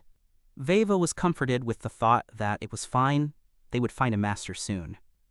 However, those words had been said years ago, so the child felt quite sad, remembering the time when they still lived here with their sister. But one day, that person was sold off, leaving behind only loneliness. Their family was so poor that they had to do this to afford raising the other members. The little girl was entrusted with caring for her mother, and since then, the elder sister never returned. Meanwhile, Takumi was hastily crafting a carriage to head to the royal capital. Maria and Sophia grew slightly worried upon learning their master had gone to Mr. Gambo's place again for work. Besides the carriage, He also had to forge horseshoes for Tsubaki to endure long journeys. Just recently, he took on a pile of work and now he's pushing himself to the limit again. It's really not good at all. Seeing their worried expressions, he assured them that he was fine and wouldn't overdo it, so they shouldn't worry. Later, when he arrived at the guild, he found the place in an uproar. Asking around, he learned that someone had spotted a monster in the outskirts. The details were still unclear, so the guild was trying to verify the report. He also showed Takumi a sketch that looked like some mysterious entity. Fortunately, there hasn't been any damage yet. When asked why he came today, Min said he wanted to register a new pet. Fong and Tsubaki also poked their heads out, scaring everyone half to death. Wasn't this the monster everyone had been talking about? Turns out, it was just the little Hoa often riding his friend around, which sparked those rumors. The club president even had to call Takumi inside for a talk, because the situation was unacceptable. Outside, Sophia was deeply concerned about finding new help for her master. Previously, she had asked her father 3 times about slaves skilled in alchemy. Unfortunately, no such individuals were available here, but other merchant guilds in the royal capital might have them, so she suggested they try searching there. Seeing Sophia change so much brought her friend joy. Indeed, entrusting you to Min was the right choice. Maria just came back from buying groceries. Lately, their master has been overworking, so the younger sister wants to supplement plenty of nutrition to make up for it. Every time that young man steps into the workshop, he focuses solely on production, paying no attention to his health. They had to find ways to lessen his burden, but could only assist with minor tasks. If only they could find another alchemist, things would be so much better. Sophia thought about helping with cooking after returning, but was refused. If she got involved, it would be a disaster. The elf had to admit she was only good at fighting. The younger sister remarked that the older one had changed because in the past, she wouldn't have been like this. Upon arriving at the forge, he found him asleep. Mr. Gambo mentioned that the boy had been so engrossed in his work that he didn't stop him. He must have worked non-stop for days without sleep, which is why he collapsed like this. It's rare to see someone so passionate about crafting. Seeing this scene motivated Gambo, but he reminded the boy that pushing himself like this would lead to real exhaustion one day. The next day, the handmade carriage was completed, delighting the young man. He wanted Tsubaki to pull it, so Fong relayed the request to the horse. Longma agreed because this was the only job he could do to help men. The 2 girls were amazed by the carriage. It was truly one of a kind. From the outside, it looked like an ordinary carriage, but inside, it was a spacious, fully equipped house. Takumi explained that he had used spatial expansion on the carriage, which was why it took so long to craft. Otherwise, it would have been finished in just a day. Maria was thrilled, knowing she wouldn't have to worry about work while staying in this carriage. Plus, she was the one holding the reins, guiding Tsubaki on the right path. Her speed is so fast, it's like the wind. No wonder she and her friend Fong go out to play every day. The ride is quite bumpy, but sitting inside, you don't feel a thing. Men asked if Maria had anything on her mind, only to find out she wanted to attach a blade to her side so she could slay monsters while riding. Takumi thought it was a cool idea but too dangerous for pedestrians, so they dropped it. After a few days on the road, Tsubaki's stats shot up. For this trip, men hired some trusted escorts for peace of mind, and the guys from the Lion Fang squad were more than happy to take the job. Aside from them, the Lord's convoy and Mr. Papek had also arrived. They were all drawn to the young Longma that men had recently tamed. The road from here to King Dotakumi's domain would surely benefit from their attention. The Lord remarked that his own entourage was now the boy's burden. Both were eager to peek inside the carriage to see what was there. Mr. Papek then exclaimed in astonishment, "Wasn't this practically a house?" He asked if men had built the carriage himself, only to learn that skilled blacksmiths had contributed techniques and advice. By his judgment, this was nothing short of a worldly masterpiece. Seeing this, even the Lord had to give it a whack to calm himself down. He had to admit it was the most magnificent carriage he'd ever seen. Anyone who owned such a thing would be truly lucky.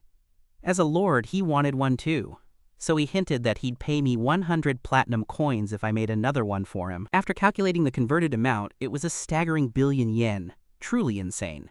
Together, they advanced toward the royal capital. On the ride, the Lord mentioned how much Takumi had contributed to the country, and that he would surely grow even more from now on.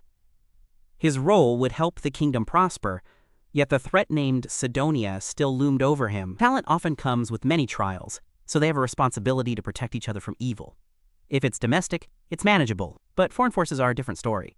The scene shifts to Akan, who has begun uncovering some information about the goddess Anad.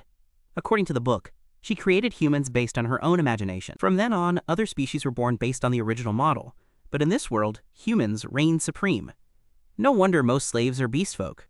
The next day, the East Group reached the capital, Basileus, and, fortunately, no dangers arose along the way. Monsters occasionally appeared but were swiftly eliminated by Sophia and Maria. Fong and Tsubaki were terrifyingly strong. Just their presence alone was enough to intimidate the other monsters. Even though the 3 others were escorting them, they barely had to lift a finger. After arriving at Payback's house, they discussed offering a similar carriage to the king. The Lord also thought it was a good way to demonstrate their skill and strength. The audience with the king is in 5 days. When asked if he could prepare in time, Takumi said it would be no problem since he already had the blueprint and experience. The key was having enough space and materials. Hearing this, his friend confidently laughed and promised to prepare everything for him. By evening, Takumi informed the 2 girls they would visit the Merchant Guild the next day to build the carriage. Sophia knew the owner's name was Burton, as Mullen had mentioned. With materials and space readily available, it would be convenient. Sophia then requested additional helpers, as she had exhausted herself before the trip. "If we keep working like this for a few more days, we'll drop dead." He claims not to feel tired at all. The elf still believes they need extra help with production, and since they're already at the Palm Trade Guild, they might as well ask if they have someone suitable. Mara also advised the same, so the young man agreed, though the 2 women added another condition: the person must be female. This left him speechless. Finding someone was hard enough, and now they're being picky. The next day, when they put out a request for production support, Ziva was recommended to them. Outside, Maria couldn't find Fong anywhere, so she asked her sister to help search. By chance, she ran into Ziva here. The girl had been frightened out of her wits by Men's little spider. Sophia had to scold Fong for wandering off on his own but also apologize to Ziva, saying he may look mischievous but is actually very well behaved. Noticing the younger girl reading an ancient book, Sophia asked and learned that this place also sold spellbooks. Ziva was self-studying alchemy. Later, the 2 sides formally met for introductions, and Sophia was pleased to find that the candidate was none other than this younger sister. Men not only made production demands but also took on the risky tasks. Ziva was terrified that if she wasn't accepted this time, her family would go hungry. Upon learning that Takshinmei needed someone with knowledge of alchemy, the timid girl wanted to speak up but lacked confidence. Sophia had to step in, mentioning how skilled she was, capable of learning magic on her own. After finding common ground, men began talking more with Ziva, who also opened up due to her expertise in the field. In the final step, Takumi presented a drawing for the child to decode. At a glance, Ziva guessed it resembled a spiral candy formation array, though she wasn't entirely sure and feared rejection again. Seeing the child cry, she smiled and extended a hand, inviting them to join the team. Since Ziva's answer was completely correct, recognizing it so quickly surely meant the child was skilled. The little girl was moved, finally feeling she had found her master. After the contract was made, she wished for Takumi to send all her earnings back to her hometown. "That place was so poor that I had to become a slave to earn a little money for my family." Sophia thought that by following her master, she could later make a living through alchemy. Moreover, she would be willing to serve her master forever if needed. Outside, Maria and Fong happily welcomed the new member, putting Ziva at ease, knowing they were good people. This scene shifts to the Empire now. Upon learning that the Bacula Kingdom's stance remains unchanged, they intend to use force to locate Takumi. The Emperor's daughter, however, believes there's no need for immediate action and suggests leveraging the power of religion instead. By spreading word of someone selling sacred texts, the enraged followers will hunt him down. Meanwhile, Takumi has begun crafting a carriage frame from rare materials, leaving Veva utterly astonished. Adamantite alloy, shaped into such intricate forms by her young master. It's said the basic structure is similar to spiral candy, nothing too scary. Soon, she'll be able to use magic arrays to create things like this. Riva, feeling less confident, asked if she really could. Takumi assured her she could because she possessed the most crucial quality of an alchemist. Her eyes always lit up brightly whenever she watched me work. It's safe to say Ziva was very curious about what he was making. To let her gradually get used to it, Takumi began teaching her how to craft individual parts of the carriage. Seeing this, Sophia was overjoyed that her master now had someone to share the burden. By the next day, the carriage was fully assembled. An old man happened by and asked if this was my own creation. I told him it was meant as an offering to His Majesty the King. Hearing this, he praised me, saying I was even more impressive than the rumor suggested. Before he could comprehend what was happening, the Lord and his friend rushed over, calling the man before them, "Your Majesty," shocking the young man. He realized he had been speaking casually to the Emperor all along. The Emperor, easygoing, waved off formalities, saying this meeting wasn't official yet. The other two even asked why His Majesty hadn't waited inside, joking that he was being too rigid. A casual outdoor meeting like this is more relaxed. Showing up with an ostentatious entourage would just make men nervous and unnatural, not to mention dreadfully dull. Besides, Your Majesty wishes to personally thank the talented alchemist. Thanks to his work, the capital's sewage issue has been resolved. Even if His Majesty bowed in gratitude, Takumi wouldn't dare accept it. Normally, he would throw a grand party to entertain, but that would let the wicked ones figure out who he is. Hearing this, it thanked the king for protecting it from the Bensidonia forces. After all, protecting their subjects is the mission of people like them. Quietly grateful that both the king and the lord are good people, after being rewarded by Your Majesty, they had to leave the castle immediately, not daring to stay. His Majesty was in such a cheerful mood today that he no longer wished to meet anyone else. They also feared their identities being exposed, so a false order would be issued, pretending they had never welcomed Takumi. However, the more the East developed, the greater its influence became. This was what worried the king. Once the East's true identity was discovered, the Holy Light Church would surely not let it go. Just a few days after returning from the royal capital, Takumi immediately bought the house they were living in from Mr. Payback. Thanks to the substantial profits from selling East products, the place was now officially theirs. As for paying Sophia and Mary, both refused, just as they had in recent months. Their lives were comfortable, so they only asked for some spending money. Riva was surprised the two sisters would act this way. Takumi thought they should at least save up for when their contract with him ended. Sophia calls herself an elf, claiming a long lifespan and vows to stay by his side to protect him until the end of her days. Mary, too, says if she could live longer, she'd want to be buried right beside him. Even she was left speechless by such an overbearing wish. Scene shift to the Sidonia Empire faction. After sending people to investigate the sewage-purifying demonic tool in Bodun, they've returned with results. That woman Elizabeth considers it a disgusting heretical artifact. The goddess Anad will surely be furious about this. Just wait and see. The Emperor and the Church are also troubled by this issue. Just as she had planned, many in the Holy Light Church were eager to eradicate the source of these abominations at once. She also gave orders to act immediately, showing no mercy to those who dared to sell out the Pope and Anad. The next day, Dueva asked his master to take him to register as an adventurer, like everyone else in the household. This would bring many benefits, such as aiding him as an alchemist. At the same time, it increased stats and magic power. Agreeing with this idea, it immediately took the girl to register. Han also quickly made a card for her, earning Zeva's gratitude.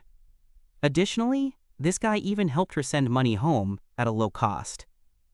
Actually, many people are in similar situations, so it's no big deal. Taking the opportunity, he asked Takumi to name their squad. Aside from the newly joined girl, all members were still at rank D. How could such a team remain nameless? According to Thea's assessment, they are most likely the most skilled and capable group here. He then asked if the team's name was similar to Lion's Fang. In reality, they weren't seriously interested in becoming adventurers. They just registered for convenience in handling related matters. They don't have pure combat abilities themselves, and wished they could fight better. Hearing this, the guild leader immediately appeared and said to leave the matter to him. Mr. Barrett, extremely confident in his training abilities, would teach him how to fight, and so Takumi was relentlessly thrown to the ground as part of the, quote, training. While striking him, Barrett also demanded that now was the time to come up with a name for the team. His younger sister watched from the sidelines, extremely worried, wondering if he might break a bone. Naming is very important. It symbolizes the existence of the team members, so you can't just pick a random, silly name. Hearing that, I suggested being the father of bastards, but it was immediately shot down because the name alone made people want to vomit. Then someone proposed Alchemist, but it sounded too prickly. After the training, I returned in a ragged state, which infuriated my wife, Sophia. She also brought up the team naming issue and asked for their help. Every time I rejected a suggestion, that old fraud would toss me around like a rag doll. Too simple wasn't acceptable, and too long didn't work either. When the elf voiced her opinion, she flew into a rage over that damned old man daring to push her to such extremes.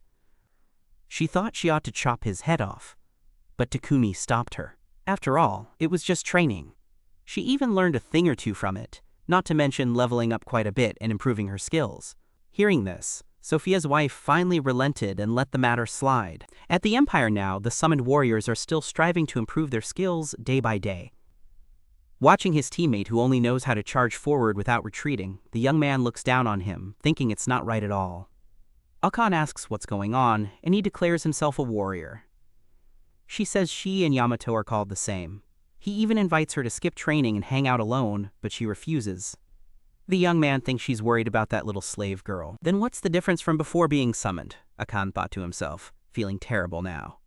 After returning to her room, she continued researching information about the Church of Holy Light. They were supremacists, created by a nod to stand above other races. Yet earlier, a merchant who had traveled the world had told her otherwise. The Constructive Church believes that all races are children of the goddess Nolan, and the three of them have been summoned here. Thus, Akane wonders what his role truly is, and how they intend to exploit the warrior's power under the guise of world peace. Meanwhile, back in the region, another magic ring has been completed, and is promptly given to Zeva, whose primary weapon is a staff. The exterior is reinforced with midran alloy, making it highly durable. Fong feels envious of everyone since they all have their own weapons. Hearing this, Takumi also took out a set of claws for her to use. Her fighting style leaned towards silk, so she needed short weapons to avoid getting tangled. Later, the whole family came to watch Min train, and Takumi kept getting beaten, fearing Sophia would fly into a rage. However, instead of getting angry, she pointed out his shortcomings. His defense was full of gaps. That old man knew exactly how to exploit weaknesses to attack. After training, he asked Min if she would take on a new commission, promising a promotion upon completion. He asked how much time it would take since he wasn't exactly free. According to calculations, with Longma, the round trip would only take 4 days. He thought escort duty would be better suited for the Lionfang squad, but his senior informed him they were off on another mission, hence the request. The three girls at home were extremely excited. Seeing their expressions, he had no choice but to agree. Soon after, they set off, making Fong and Tsubaki quite happy, since they rarely got to go out.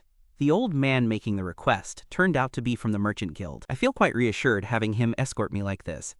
This trip was mainly to stock up on more milk, which surprised me a bit. In Boston, it's a bit scarce, but other places have dairy products like cheese. Hearing that, it knew I needed to add this to my menu right away. Along the way, they spotted 2 monster herds in conflict. To resolve it, the little spider asked her horse friend to eliminate them all. Considering Tsubaki's destructive power had crushed everything, the sight probably made you think no monster would dare attack their carriage. After arriving at the new town, they enjoyed delicious food, flavors that filled Takumi with nostalgia. He even insisted on buying milk and cheese for the return trip. In the evening, after getting new ingredients, I baked some bread to eat. Drinking hot milk like this makes him miss the old world. By the way, I wonder if there's any rice. Sophia said it's available in the kingdom of Samandor, but a bit hard to get where they are. Takumi, craving rice, pretended he just wanted to try it. I asked Sophia if she missed her homeland after being away for so many years. She said she's content with her current life. Before, when under the curse, she felt like a bird trapped in a cage. But ever since Takumi embraced her, she was given wings, freely soaring into a new life. Sophia no longer wanted to dwell on the past, focusing only on moving forward together in the present. The other girls, too, found their dreams taking flight. Suddenly, Takumi came up with a perfect name for their team. It was Nolan who had given him this life, so he decided to call it Nolan's Wings. Everyone agreed, and the name was settled. 2 days later, they completed their escort mission and returned at night. However, upon entering, they were ambushed, and the 3 girls were quickly subdued by paralyzing poison. Luckily, Fong, who was about to attack from the spatial bag, came to their aid. Men swiftly counterattacked and easily defeated the assailants. He silently thought how fortunate it was that he had been taught combat techniques a few days prior. After detoxifying everyone, Sophia also apologized for her lack of vigilance. Luckily, he was immune to poison, so he was fine. Additionally, the little spider revealed the devices planted around the house. The situation was too big, So Min also asked the elf to summon Barak for backup. After capturing the other two, his friend advised Min to report the incident to the Lord immediately, as it was far more serious than they had thought. By the next morning, Min had been summoned to the Lord's place to discuss upcoming matters. The attackers belonged to the Divine Might Squad. They specialize in purging anyone who defies the doctrines of the Holy Light Church. Essentially, this is an extremist faction. More importantly, this group was sent by the Sidonia Empire to target Takumi. Hearing this, he was quite shocked, initially thinking they were just robbers. The motive behind the incident was the purification spell Min had invented. In the past, cleaning sediment in sewer pipes required the use of light magic for purification. Priests from both the Constructive Church and the Holy Light Church took turns performing the task. While Nolan's followers only collect modest fees, the opposing side charges exorbitantly, viewing men as an obstacle that reduces their income. When asked if they should relocate, the Lord thought Bowden was still safer. Everyone there knew his capabilities and would protect him fiercely. Moreover, the country has many followers of the Creation Society, so they could provide support when needed, while the Night Order would reinforce defenses. While Barrett worried about safety during this risky venture, men believed all activity should halt under these circumstances. But your friend refused because he's currently one of the top 5 strongest team leaders here. If he takes a break, the guild will face many issues. Sophia vowed to protect her master with her own body, and since she's been trained in combat, it shouldn't be too bad. She said if you don't understand something, just come to her place to learn like before. On the way back, Takumi kept thinking about how the Holy Light Church was targeting him and feared involving the girls at home. Last night, they had almost been threatened with their lives. After going to the guild to name the team, Mr. Han was impressed when Takumi included the goddess's name. He quite liked it himself, but also warned them about other lurking dangers. News of Takumi being attacked had spread widely. There were even rumors of a hefty bounty on his head, so they had to be extremely careful, as some were willing to abandon all morals just for the money. That evening, men seriously discussed this issue with Maria and Zavanj. The attackers would undoubtedly return soon.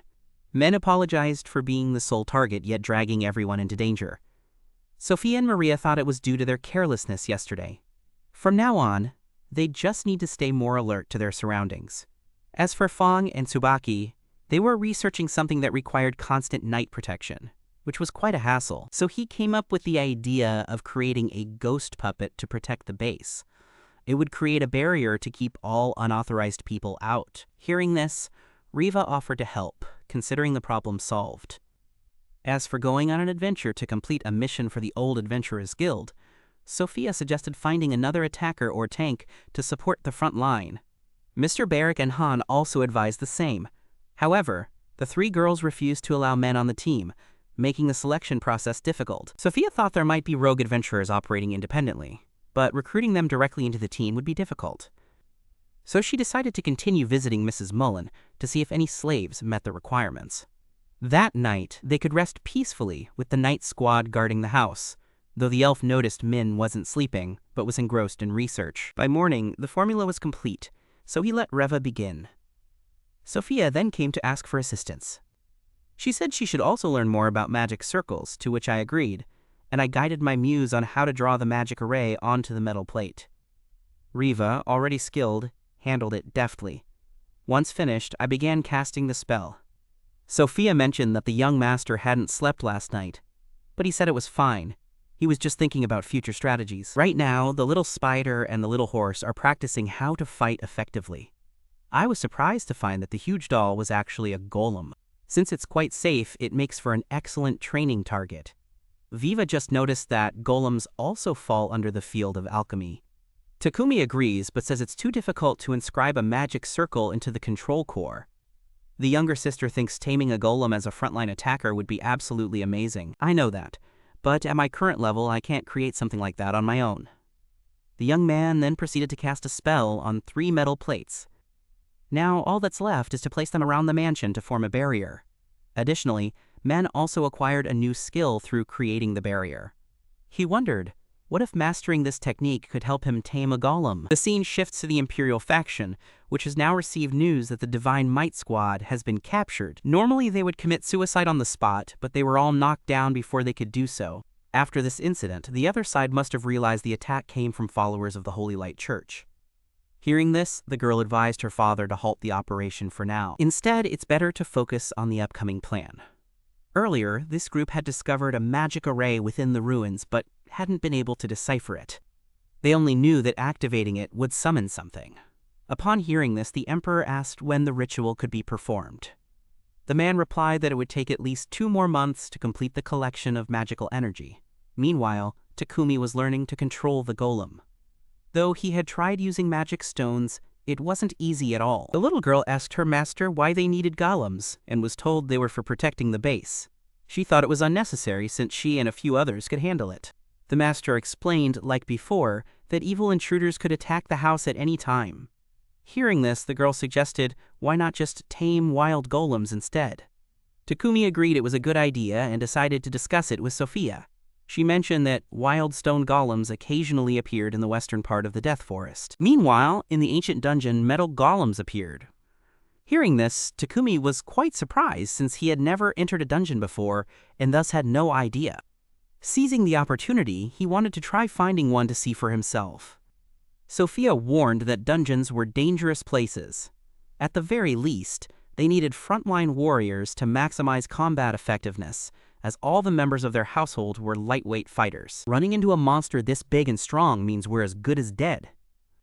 That's why the chosen location was west of the Death Forest. Sure enough, there was a combat-ready stone golem here. Seeing its size, the girls were thrilled, thinking they must be incredibly lucky to find it. Its level had to be that of a ruin guardian. To defeat it, you need to aim for the magic stone on its chest. This is also the core used to control the golem, but destroying it will kill the creature. Takumi didn't want to do that at all, when suddenly, they were spotted, scaring the whole group out of their wits. Sophia, sensing the danger, advised her master to skip this one and find a more manageable target. But he thought differently. Only by overcoming such challenges could he become a reliable teammate, so he immediately jumped down, making the muses anxious. Sophia tried to follow but was stopped by men, who wouldn't let her fight. This golem and he seemed to share some connection, as it didn't attack him at all. Seeing this, the other girls praised men for his bravery. But in reality, he was scared out of his mind. Looking at the golem, Takumi realized it was guarding ruins related to the goddess Nolan, and he himself was her apostle.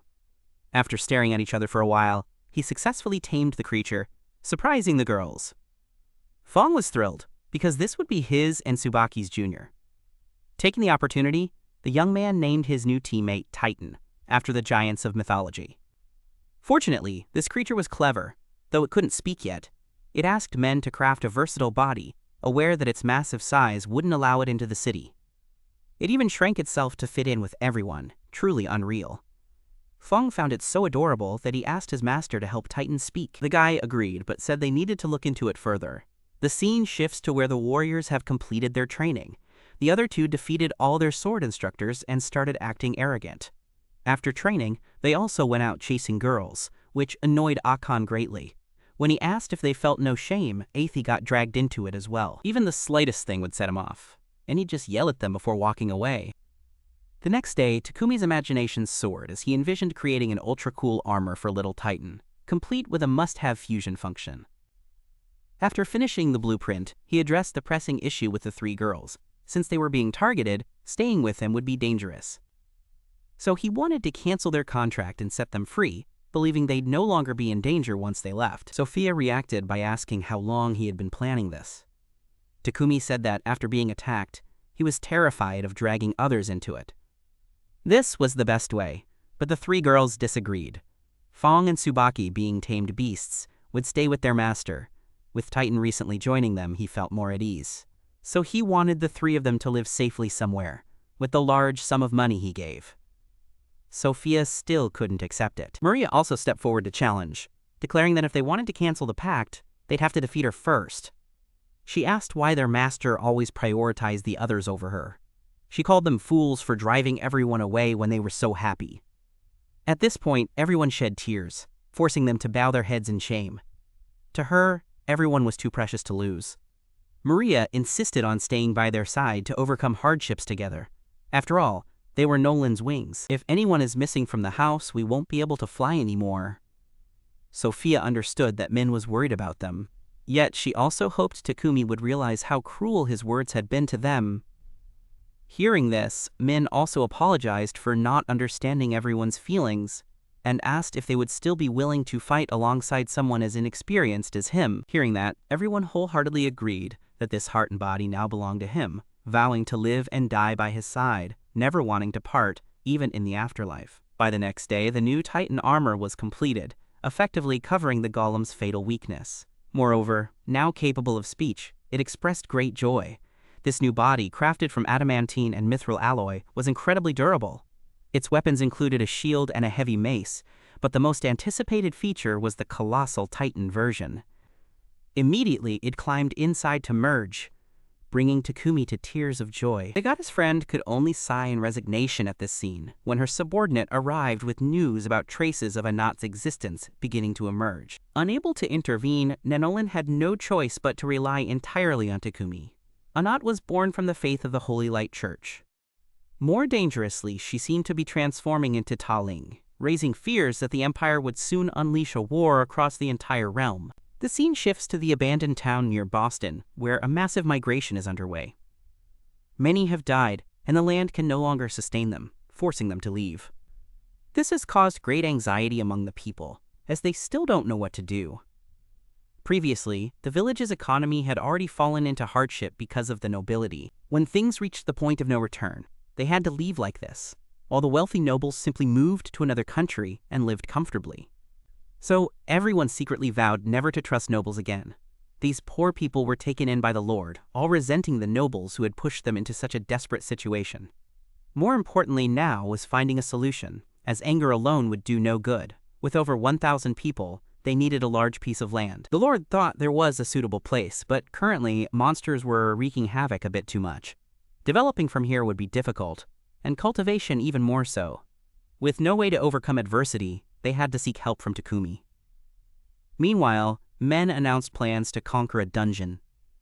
Since the team already had all the necessary elements, it wouldn't be too hard. They chose a dungeon near the city with a danger level of rank A. Below lies a bizarre space, deep underground, yet with its own sky and forests. The monsters here are numerous and powerful, but with everyone's fighting spirit, they were easily defeated. Thanks to Fong's ability to detect monsters, Takumi had everyone prepared before the creatures could even approach.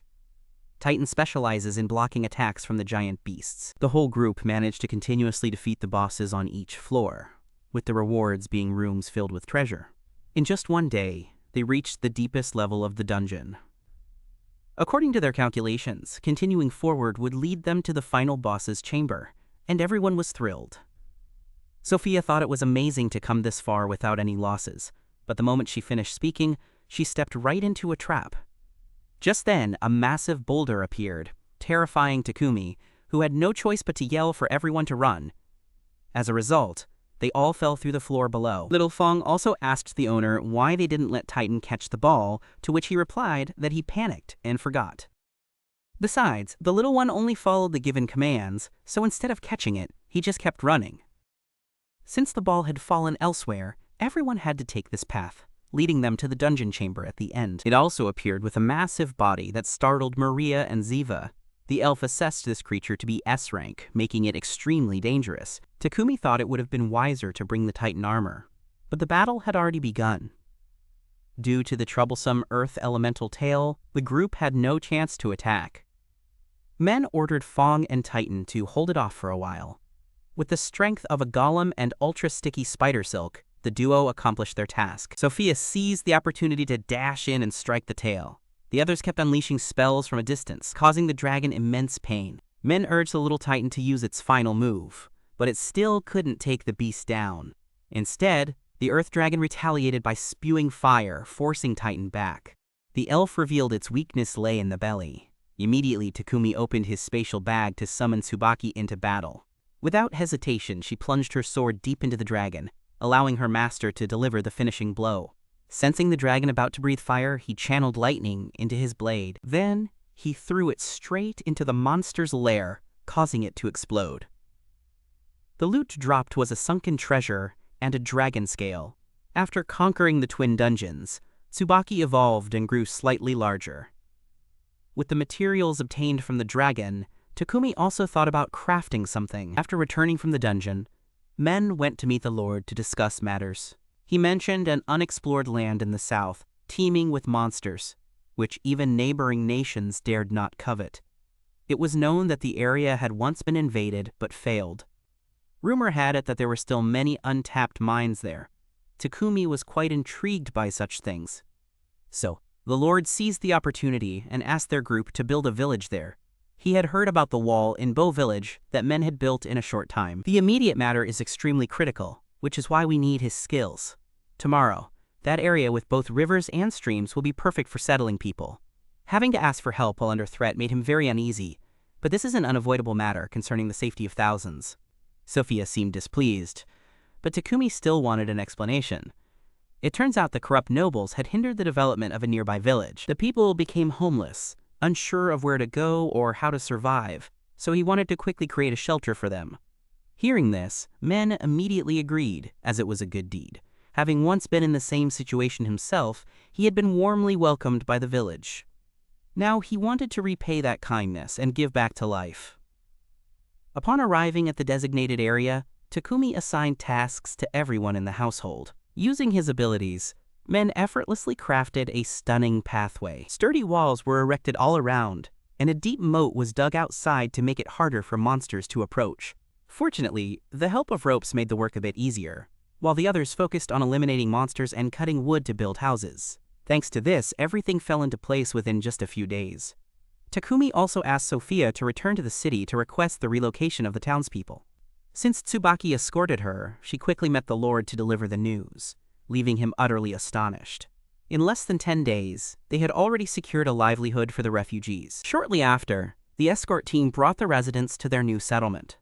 At first, everyone was uneasy upon learning it was an unexplored area. Secretly, they thought they had been brought here to be exploited after all, especially since the development was being led by someone sent by a hidden outpost. They feared it was another wicked noble taking advantage of them as expendable pawns, and that their miserable past life would repeat itself.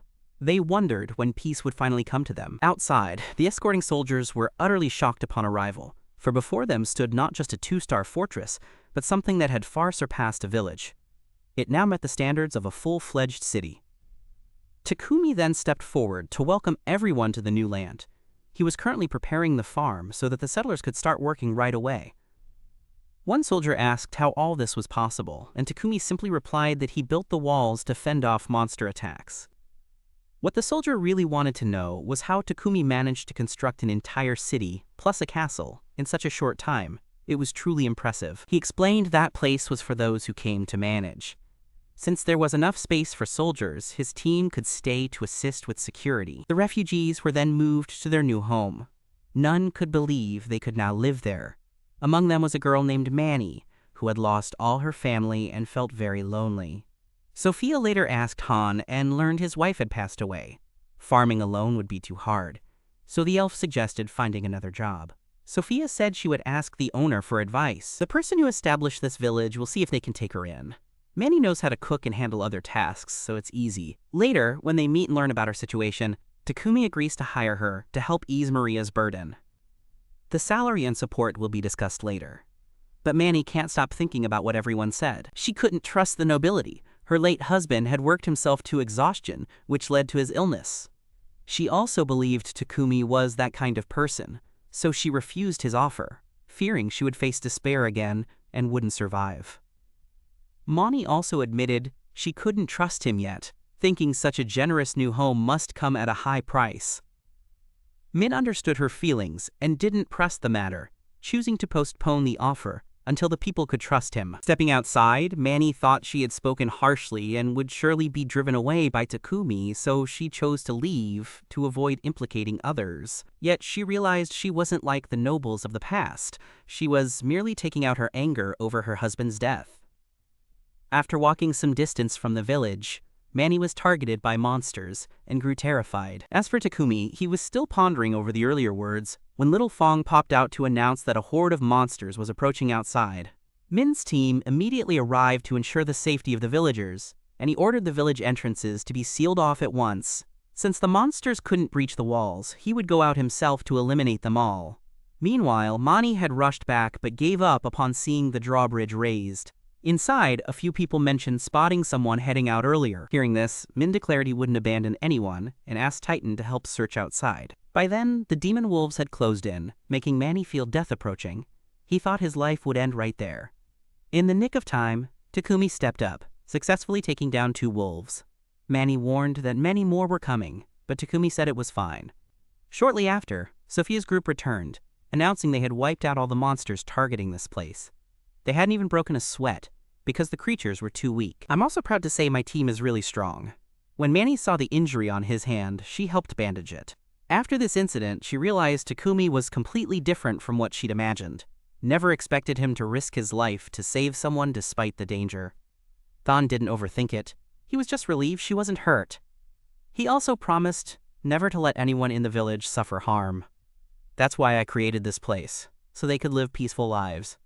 Mani felt renewed motivation to keep going and was happy about it. Believing Takumi to be kind and warm-hearted, he proactively asked to work for Min, even though it was a bit late. Hearing this, Min naturally agreed, making the girls in the house very happy to have a new member.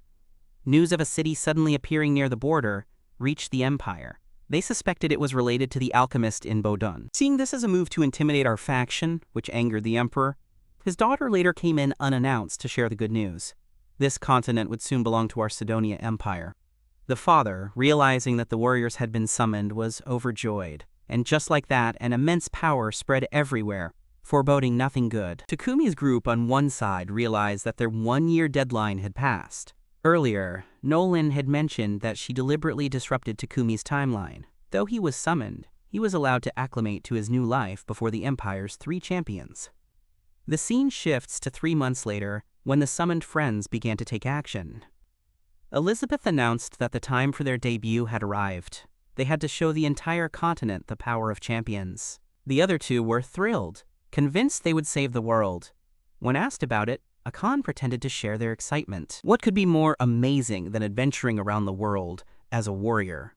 Now, back to Takumi, who is still living in the village he built. Currently, everything is developing very well. Merchants have started coming here to trade. The villagers continue to learn from craftsmen from Bodan to build houses and forge swords, securing stable jobs. Raising silkworms is also going smoothly, bringing joy to everyone. Every day, newcomers get to live fully, unlike before. Sophia still occasionally visits the nearby forest to hunt monsters, reducing their numbers and ensuring peace for those inside. Fong and Titan later brought back a fearsome monster, one they had never encountered before. The elf grew increasingly worried about the current situation, as monster sightings were becoming more frequent. Upon returning, they discussed this with Min, how the monsters were somehow growing stronger. Though it wasn't yet severe enough to require everyone to team up, it was still a major concern. It seemed the surrounding monsters were gradually converging on this area. According to Sophia, the cause lies in the magical disturbance 3 months ago. At least it had some effect on the monster. Takumi still hasn't told everyone that it was the Empire's warrior resurrection spell. By evening, the elder brother from the Night Order also arrived to relay a request for men to return to the outpost, as rumors about the warriors had started spreading. Men asked if the rumors began 3 months ago, and his confirmation left Sophia extremely worried, as that magical disturbance had been terrifying. By evening, Mani asked if there was any significance to Sidonia being chosen as the summoning site for the warriors. Maria believed the goddess had sent them to straighten out the deep-rooted corruption. Menthes still hadn't dared to share what she knew with the others. Sidonia wasn't the chosen place. They had used forbidden magic to summon them. He himself wished the warrior would be a good person, as Maria had said. Meanwhile, the Empire had begun sending off 3 warriors to showcase their strength. The burly one questioned why Aken brought the little slave along. She claimed Lulu was her maid and told them not to touch her. The silver-armored youth agreed to let the girl come along, thinking his friend was truly generous. Meanwhile, Elizabeth was praying to Anat for blessings when she noticed the statue emitting a dark energy, as if responding. The next day, Min's group returned and asked Han about the warriors' information. He mentioned there were 2 boys and a girl, all with black hair. Takumi suspected they might be Japanese like him. The receptionist, Mr. An, added that the Empire was actually trying to pressure countries with many followers of the Constructive Society. As for today's mission, Han wants them to escort the Merchant Guild members to the royal capital. After returning, Mani unexpectedly asks her master to let her come along, but he worries she might be in danger. She thinks staying behind while everyone else leaves would be too sad. Maria agrees, as she once felt the same way. Sophia also asked for that friend to come along. Since the woman knew how to use earth magic, Takumi agreed. For now, they had to go register for a fake adventure permit first. Meanwhile, the warriors had begun heading toward Bodun in a sour mood, complaining that the road was too bumpy and their butts hurt from sitting. The silver-armored one asked about the capital, where there were many elves, and suggested capturing a few for fun. The old man traveling with them mentioned that bringing slaves was strictly forbidden here, but the two didn't care, insisting that as warriors, they had the right to do as they pleased. Currently at a level above 30, it won't be long before no one on this entire continent can match me. Ekan remained calm, knowing this journey was his only chance to escape the Empire. The girl sensed that help would be found here. A few days later, Takumi's group completed their escort mission and were promoted to A-rank adventurers by the guild in the royal capital. Mina had just started, so she was at level D. Right then, 3 warriors barged in, shouting for everyone to step aside. Immediately, 2 people who did nothing were knocked down to showcase their strength. Upon discovering Sophia was an elf, they also targeted the young girl and Mani. When asked to buy, Min refused outright and was seen as defiant. The 2 girls couldn't be bothered with these people. As a result, the fight began, but Min was fully prepared.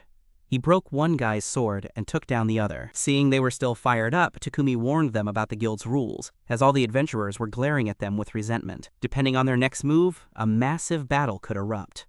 Silver Armor believed opposing the Holy Light Church would make them regret it. After they left, Akan hurried over to apologize and also asked for their names before introducing herself. Feeling this girl wasn't bad, the young man whispered in her ear that he would wait for her at a nearby hotel. Akan's foresight told him she was someone he could rely on. By evening, when they returned to rest, Sophia mentioned that the 2 so-called warriors were actually scoundrels, utterly unworthy of the title. Fortunately, the girl accompanying them was decent. Min then revealed he had already invited her here. Outside, Akan was trying to lead Lulu to escape. Though afraid of being a burden, Lulu hesitated. But the other girl insisted on taking her along. At this point, the soldiers had noticed them, so the couple had to flee again. Luckily, men had sent people to assist, allowing them to escape successfully. Shortly after, everyone arrived safely at the house. The elf girl thought no one would realize they had come here, so there was no need to worry. Akan also expressed deep gratitude for their help, then directly asked if Takumi was the summoned Japanese individual.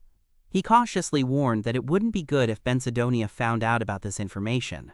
Hearing that, she firmly promised to keep the secret absolutely safe. He also admitted to being Japanese but was reincarnated by a goddess, and the reason he was here was because of their group. Sophia and her sisters couldn't understand what he was saying, so the young man began explaining the whole incident. Outside, the 2 warriors were quite upset upon hearing that Akan had disappeared, realizing why she had acted so strangely when they first left Sidonia. Because of today's events, everyone would have to return to Sidonia to reassess their plans. After learning that men came from the world of the 3 warriors, the girls in the house were very surprised. Moreover, he acted according to Goddess Nolan's will, meaning he was seen as a divine messenger sent to them. Fortunately, they easily accepted this without further objections. Now everyone knew the real enemy was the Sidonia Empire. From this point on, the world could be thrown into chaos because of those 2. Men confirmed this, but stated that he just wanted a peaceful and leisurely life working in production. However, since things have come to this point, intervention is necessary.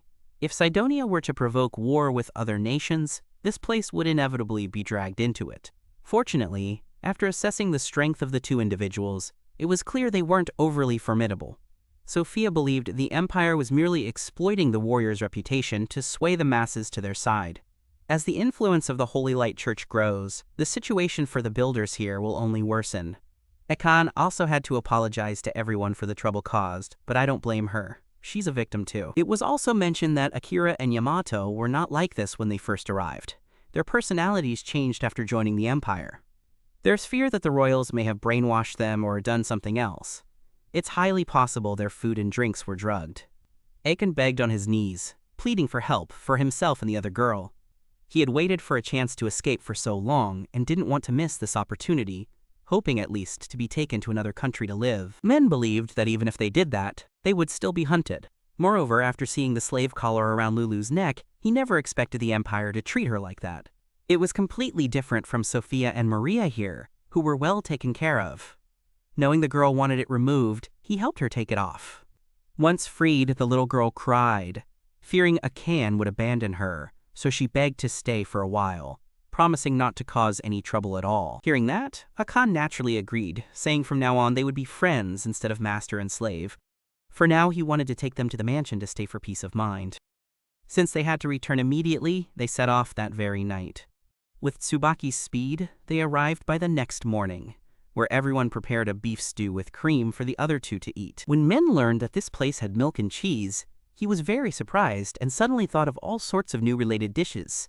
Lulu was also invited to eat, just like the two guests.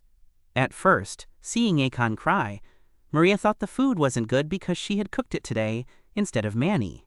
But in reality, after tasting such delicious food, emotions welled up, and rightly so. It must have been the first truly comfortable meal since the little summoning.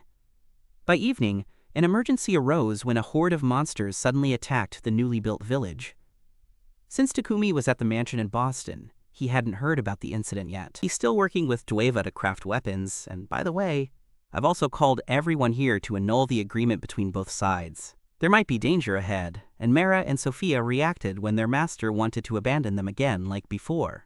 He explained that from now on, he wants everyone to follow him under a different status, not as transactions or anything, but as family. In the year he lived here, he found joy with everyone, so he thought there was no need for any more promises between them.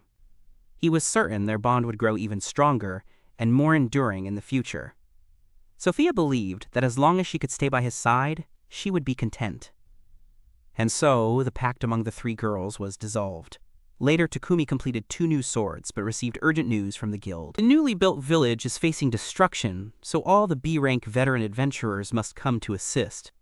Takumi and his team rushed to the scene immediately, with the Lion's Fang squad already present. Upon inquiring about the village, they learned that monsters were currently attacking. Some believe human presence has drawn them. The team leader sent an urgent request for support, so the association president mobilized only teams ranked B and above. However, the situation remained unstable as most other teams were away on missions. As a result, only 3 teams were available to rescue NGU. Han believed that with these members, they were already stronger than hundreds of other squads. The Red-Soaked Roses are a group of 5 skilled female warriors. Marilda, their leader, stepped forward to greet Takumi. They had heard rumors about his Nolan wings. The 2 beside the lion were also greeted, but Riel was treated like a dead man, much to his frustration. This was why he couldn't stand the members of this team. Mr. Barrett urged everyone to head to the village market immediately. The night squadron was also on its way, but traveling by horse-drawn carriage would be much faster, and so they immediately set off for the new village, leaving Titan at home with Akan and Lulu. Men also gave Sophia the newly forged sacred sword Amaterasu. Crafted from ultra-rare materials, it possessed exceptional durability. There was also another blade called the Divine Sword Tsukuyomi. When combined, they yielded surprising effects. He would use the sword to coordinate with the elf in defeating powerful monsters. Hearing this, the young girl felt honored to fight side by side with men. Outside, Maria also announced that they were about to arrive. The other 2 teams still didn't know what kind of monsters were attacking the village.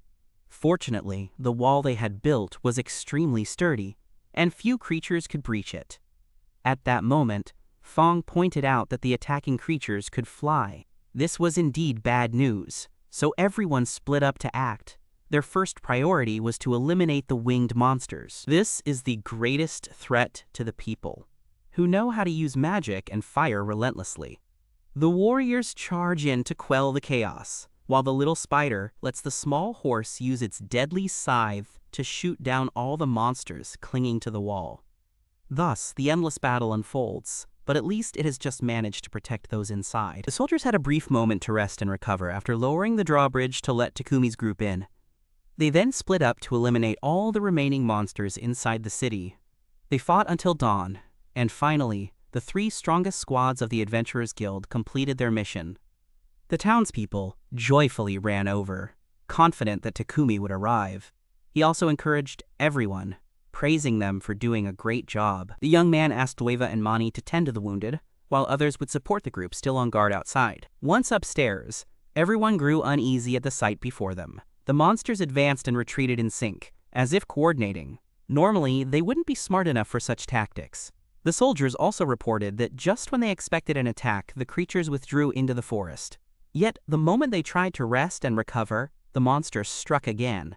It felt as if the horde had a leader commanding them. Until now, no one here had ever seen a monster with such abilities, so they believed the incident was related to Sidonia. Upon summoning, the warrior sensed an immense surge of magical energy spreading across the continent. It was highly likely that this excess energy had caused the monster's evolution. Summoning magic, a power forbidden by the goddess Noli, must have influenced the monster as well. Marilda thought to herself that this extermination mission wouldn't be as simple as they had planned. The scene shifts to the Imperial faction, which has just received news of an enormous horde of monsters attacking. They are delighted because, according to reports, the sheer number is enough to wipe out an entire nation. That place will undoubtedly suffer heavy damage on all fronts, making this the perfect opportunity. The Emperor even intends to further support the monster horde's assault. Thus, Sidonia would gain the upper hand. Seizing the opportunity, the daughter pushed further, urging the two warriors to inflict heavy losses on the nations allied with Bakula. This would prevent them from aiding each other when needed. Back at Min's place, the situation was tense, with many severely injured. Veva later brought food for her elder sister, while expressing deep concern for Min. The younger girl mentioned that he was supplying a large number of recovery potions to the wounded. The reserve stock had already been handed over to the Merchant Guild beforehand, so it would be difficult to produce more at this time. When Sophia asked the young man, he claimed that a healing potion only truly becomes valuable in dire situations. The elf feared the monsters would attack again. He thought it should have been saved for adventurers out there, believing that as long as they avoided injury, they would be fine. But seeing the suffering of the people pained him too much. Sophia knew this was his way of life, but still wanted to ease his burden. He always prioritizes the injured over himself, which is why she vowed to loyally follow and protect him. Later, the young man asked to gather the children in one place for easier management, with Viva and Manny taking charge.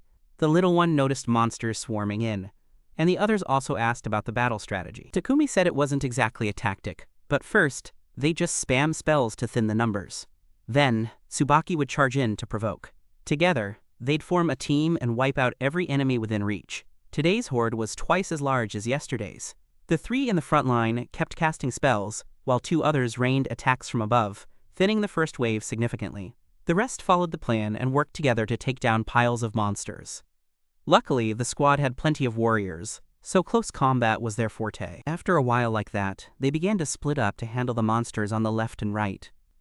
The little assassin spider stood atop the wall, striking down any creatures trying to climb up. Meanwhile, Sophia, wanting to ease Men's burden, broke off to act independently. Armed with her weapon, she swiftly cleared out piles of monsters at once. Takumi ordered a retreat, but the elf girl ignored him and remained on the front line. Suddenly, the monsters withdrew and began devouring each other, leaving everyone bewildered about what was happening. Moments later, the creature evolved, becoming far more powerful. It spewed venom towards Sophia, forcing her to dodge. The two-headed dragon's body also grew larger than usual, knocking the elf girl down. Takumi rushed in to protect her instead. He thought he should have brought Titan instead. Tsubaki was also taken down, so Sophia had to lure the dragon away alone. It got shot so badly that it charged in rage, successfully poisoning her and weakening the elf's abilities. Luckily, only 2 hits landed, and though the wounds were severe, she could still move her limbs. At this moment, Little Fong and her 2 sisters also stepped in to help repel the dragon. Meanwhile, Takumi and Sophia unleashed their lightning-based skills, setting it ablaze. Before the elf could recover, she threw her sword to Men, who delivered the finishing blow. With his current stats, he easily inflicted critical damage on the 2-headed dragon. Using his last bit of magic power, Takumi slashed its body into pieces, ending the battle here. Afterward, he also had to tend to his beloved's recovery. Min asked why she had risked her life like that. She said she wanted to protect him, only to get scolded. Had Maria's group arrived any later, she likely would have died. He advised the elf not to throw her life away so carelessly. Meanwhile, on the other side, the monsters had all fled. Hearing this, Min finally relaxed and collapsed from exhaustion. After resting for a while, the young man regained consciousness. The elf outside was overjoyed at the news. Marilda also came by to praise her friend's captain, saying he was truly admirable. And since the monsters had stopped attacking, the group returned to their outpost a few days later. At the same time, 2 so-called warriors arrived in the allied country, causing endless chaos. They mercilessly slaughtered innocent people without a hint of guilt. Upon returning home, Maria and Manny threw a barbecue to celebrate their victory. His little spider really enjoyed this kind of food. As for Sophia, who still seemed upset after disobeying orders, Maria also brought him some meat while reminding him about the matter concerning that other sister. He had no choice but to bring food to make amends with the girl, apologizing for scolding her. Though Sophia had recklessly stepped in to protect him, her willingness to sacrifice herself wasn't what he wanted. He'd rather have a partner who trusted and relied on their teammates. He hoped everyone in the group would stick together from now on, so he asked her not to pull any more life-risking stunts like before. The two then shared a laugh, but when Akan arrived with meat to celebrate, Maria dragged him away because things were getting intense. Many days later, Takumi brought the young warrior girl to introduce her to the Lord, who agreed to let her stay. He also informed them about a massacre in a village of an allied nation, committed by 2 warriors. Hearing this, Akan was shocked for having done nothing, knowing that the 2 sides would inevitably confront each other in the future. The girl resolved to become stronger by then, so she wouldn't have to flee again. Takumi also went to meet Nolan to ask if there was a reason for sending him here a year early. Surely those 2 would have a significant impact on his life. So advancing a year ahead of them was to give himself a foundation of strength to resist. He also vowed to protect this world, and what was important to him, claiming to be a skilled alchemist who must take responsibility. He quite enjoyed his current life as well, and during this meeting, he brought some sweets to give to his goddess friend, making her very happy.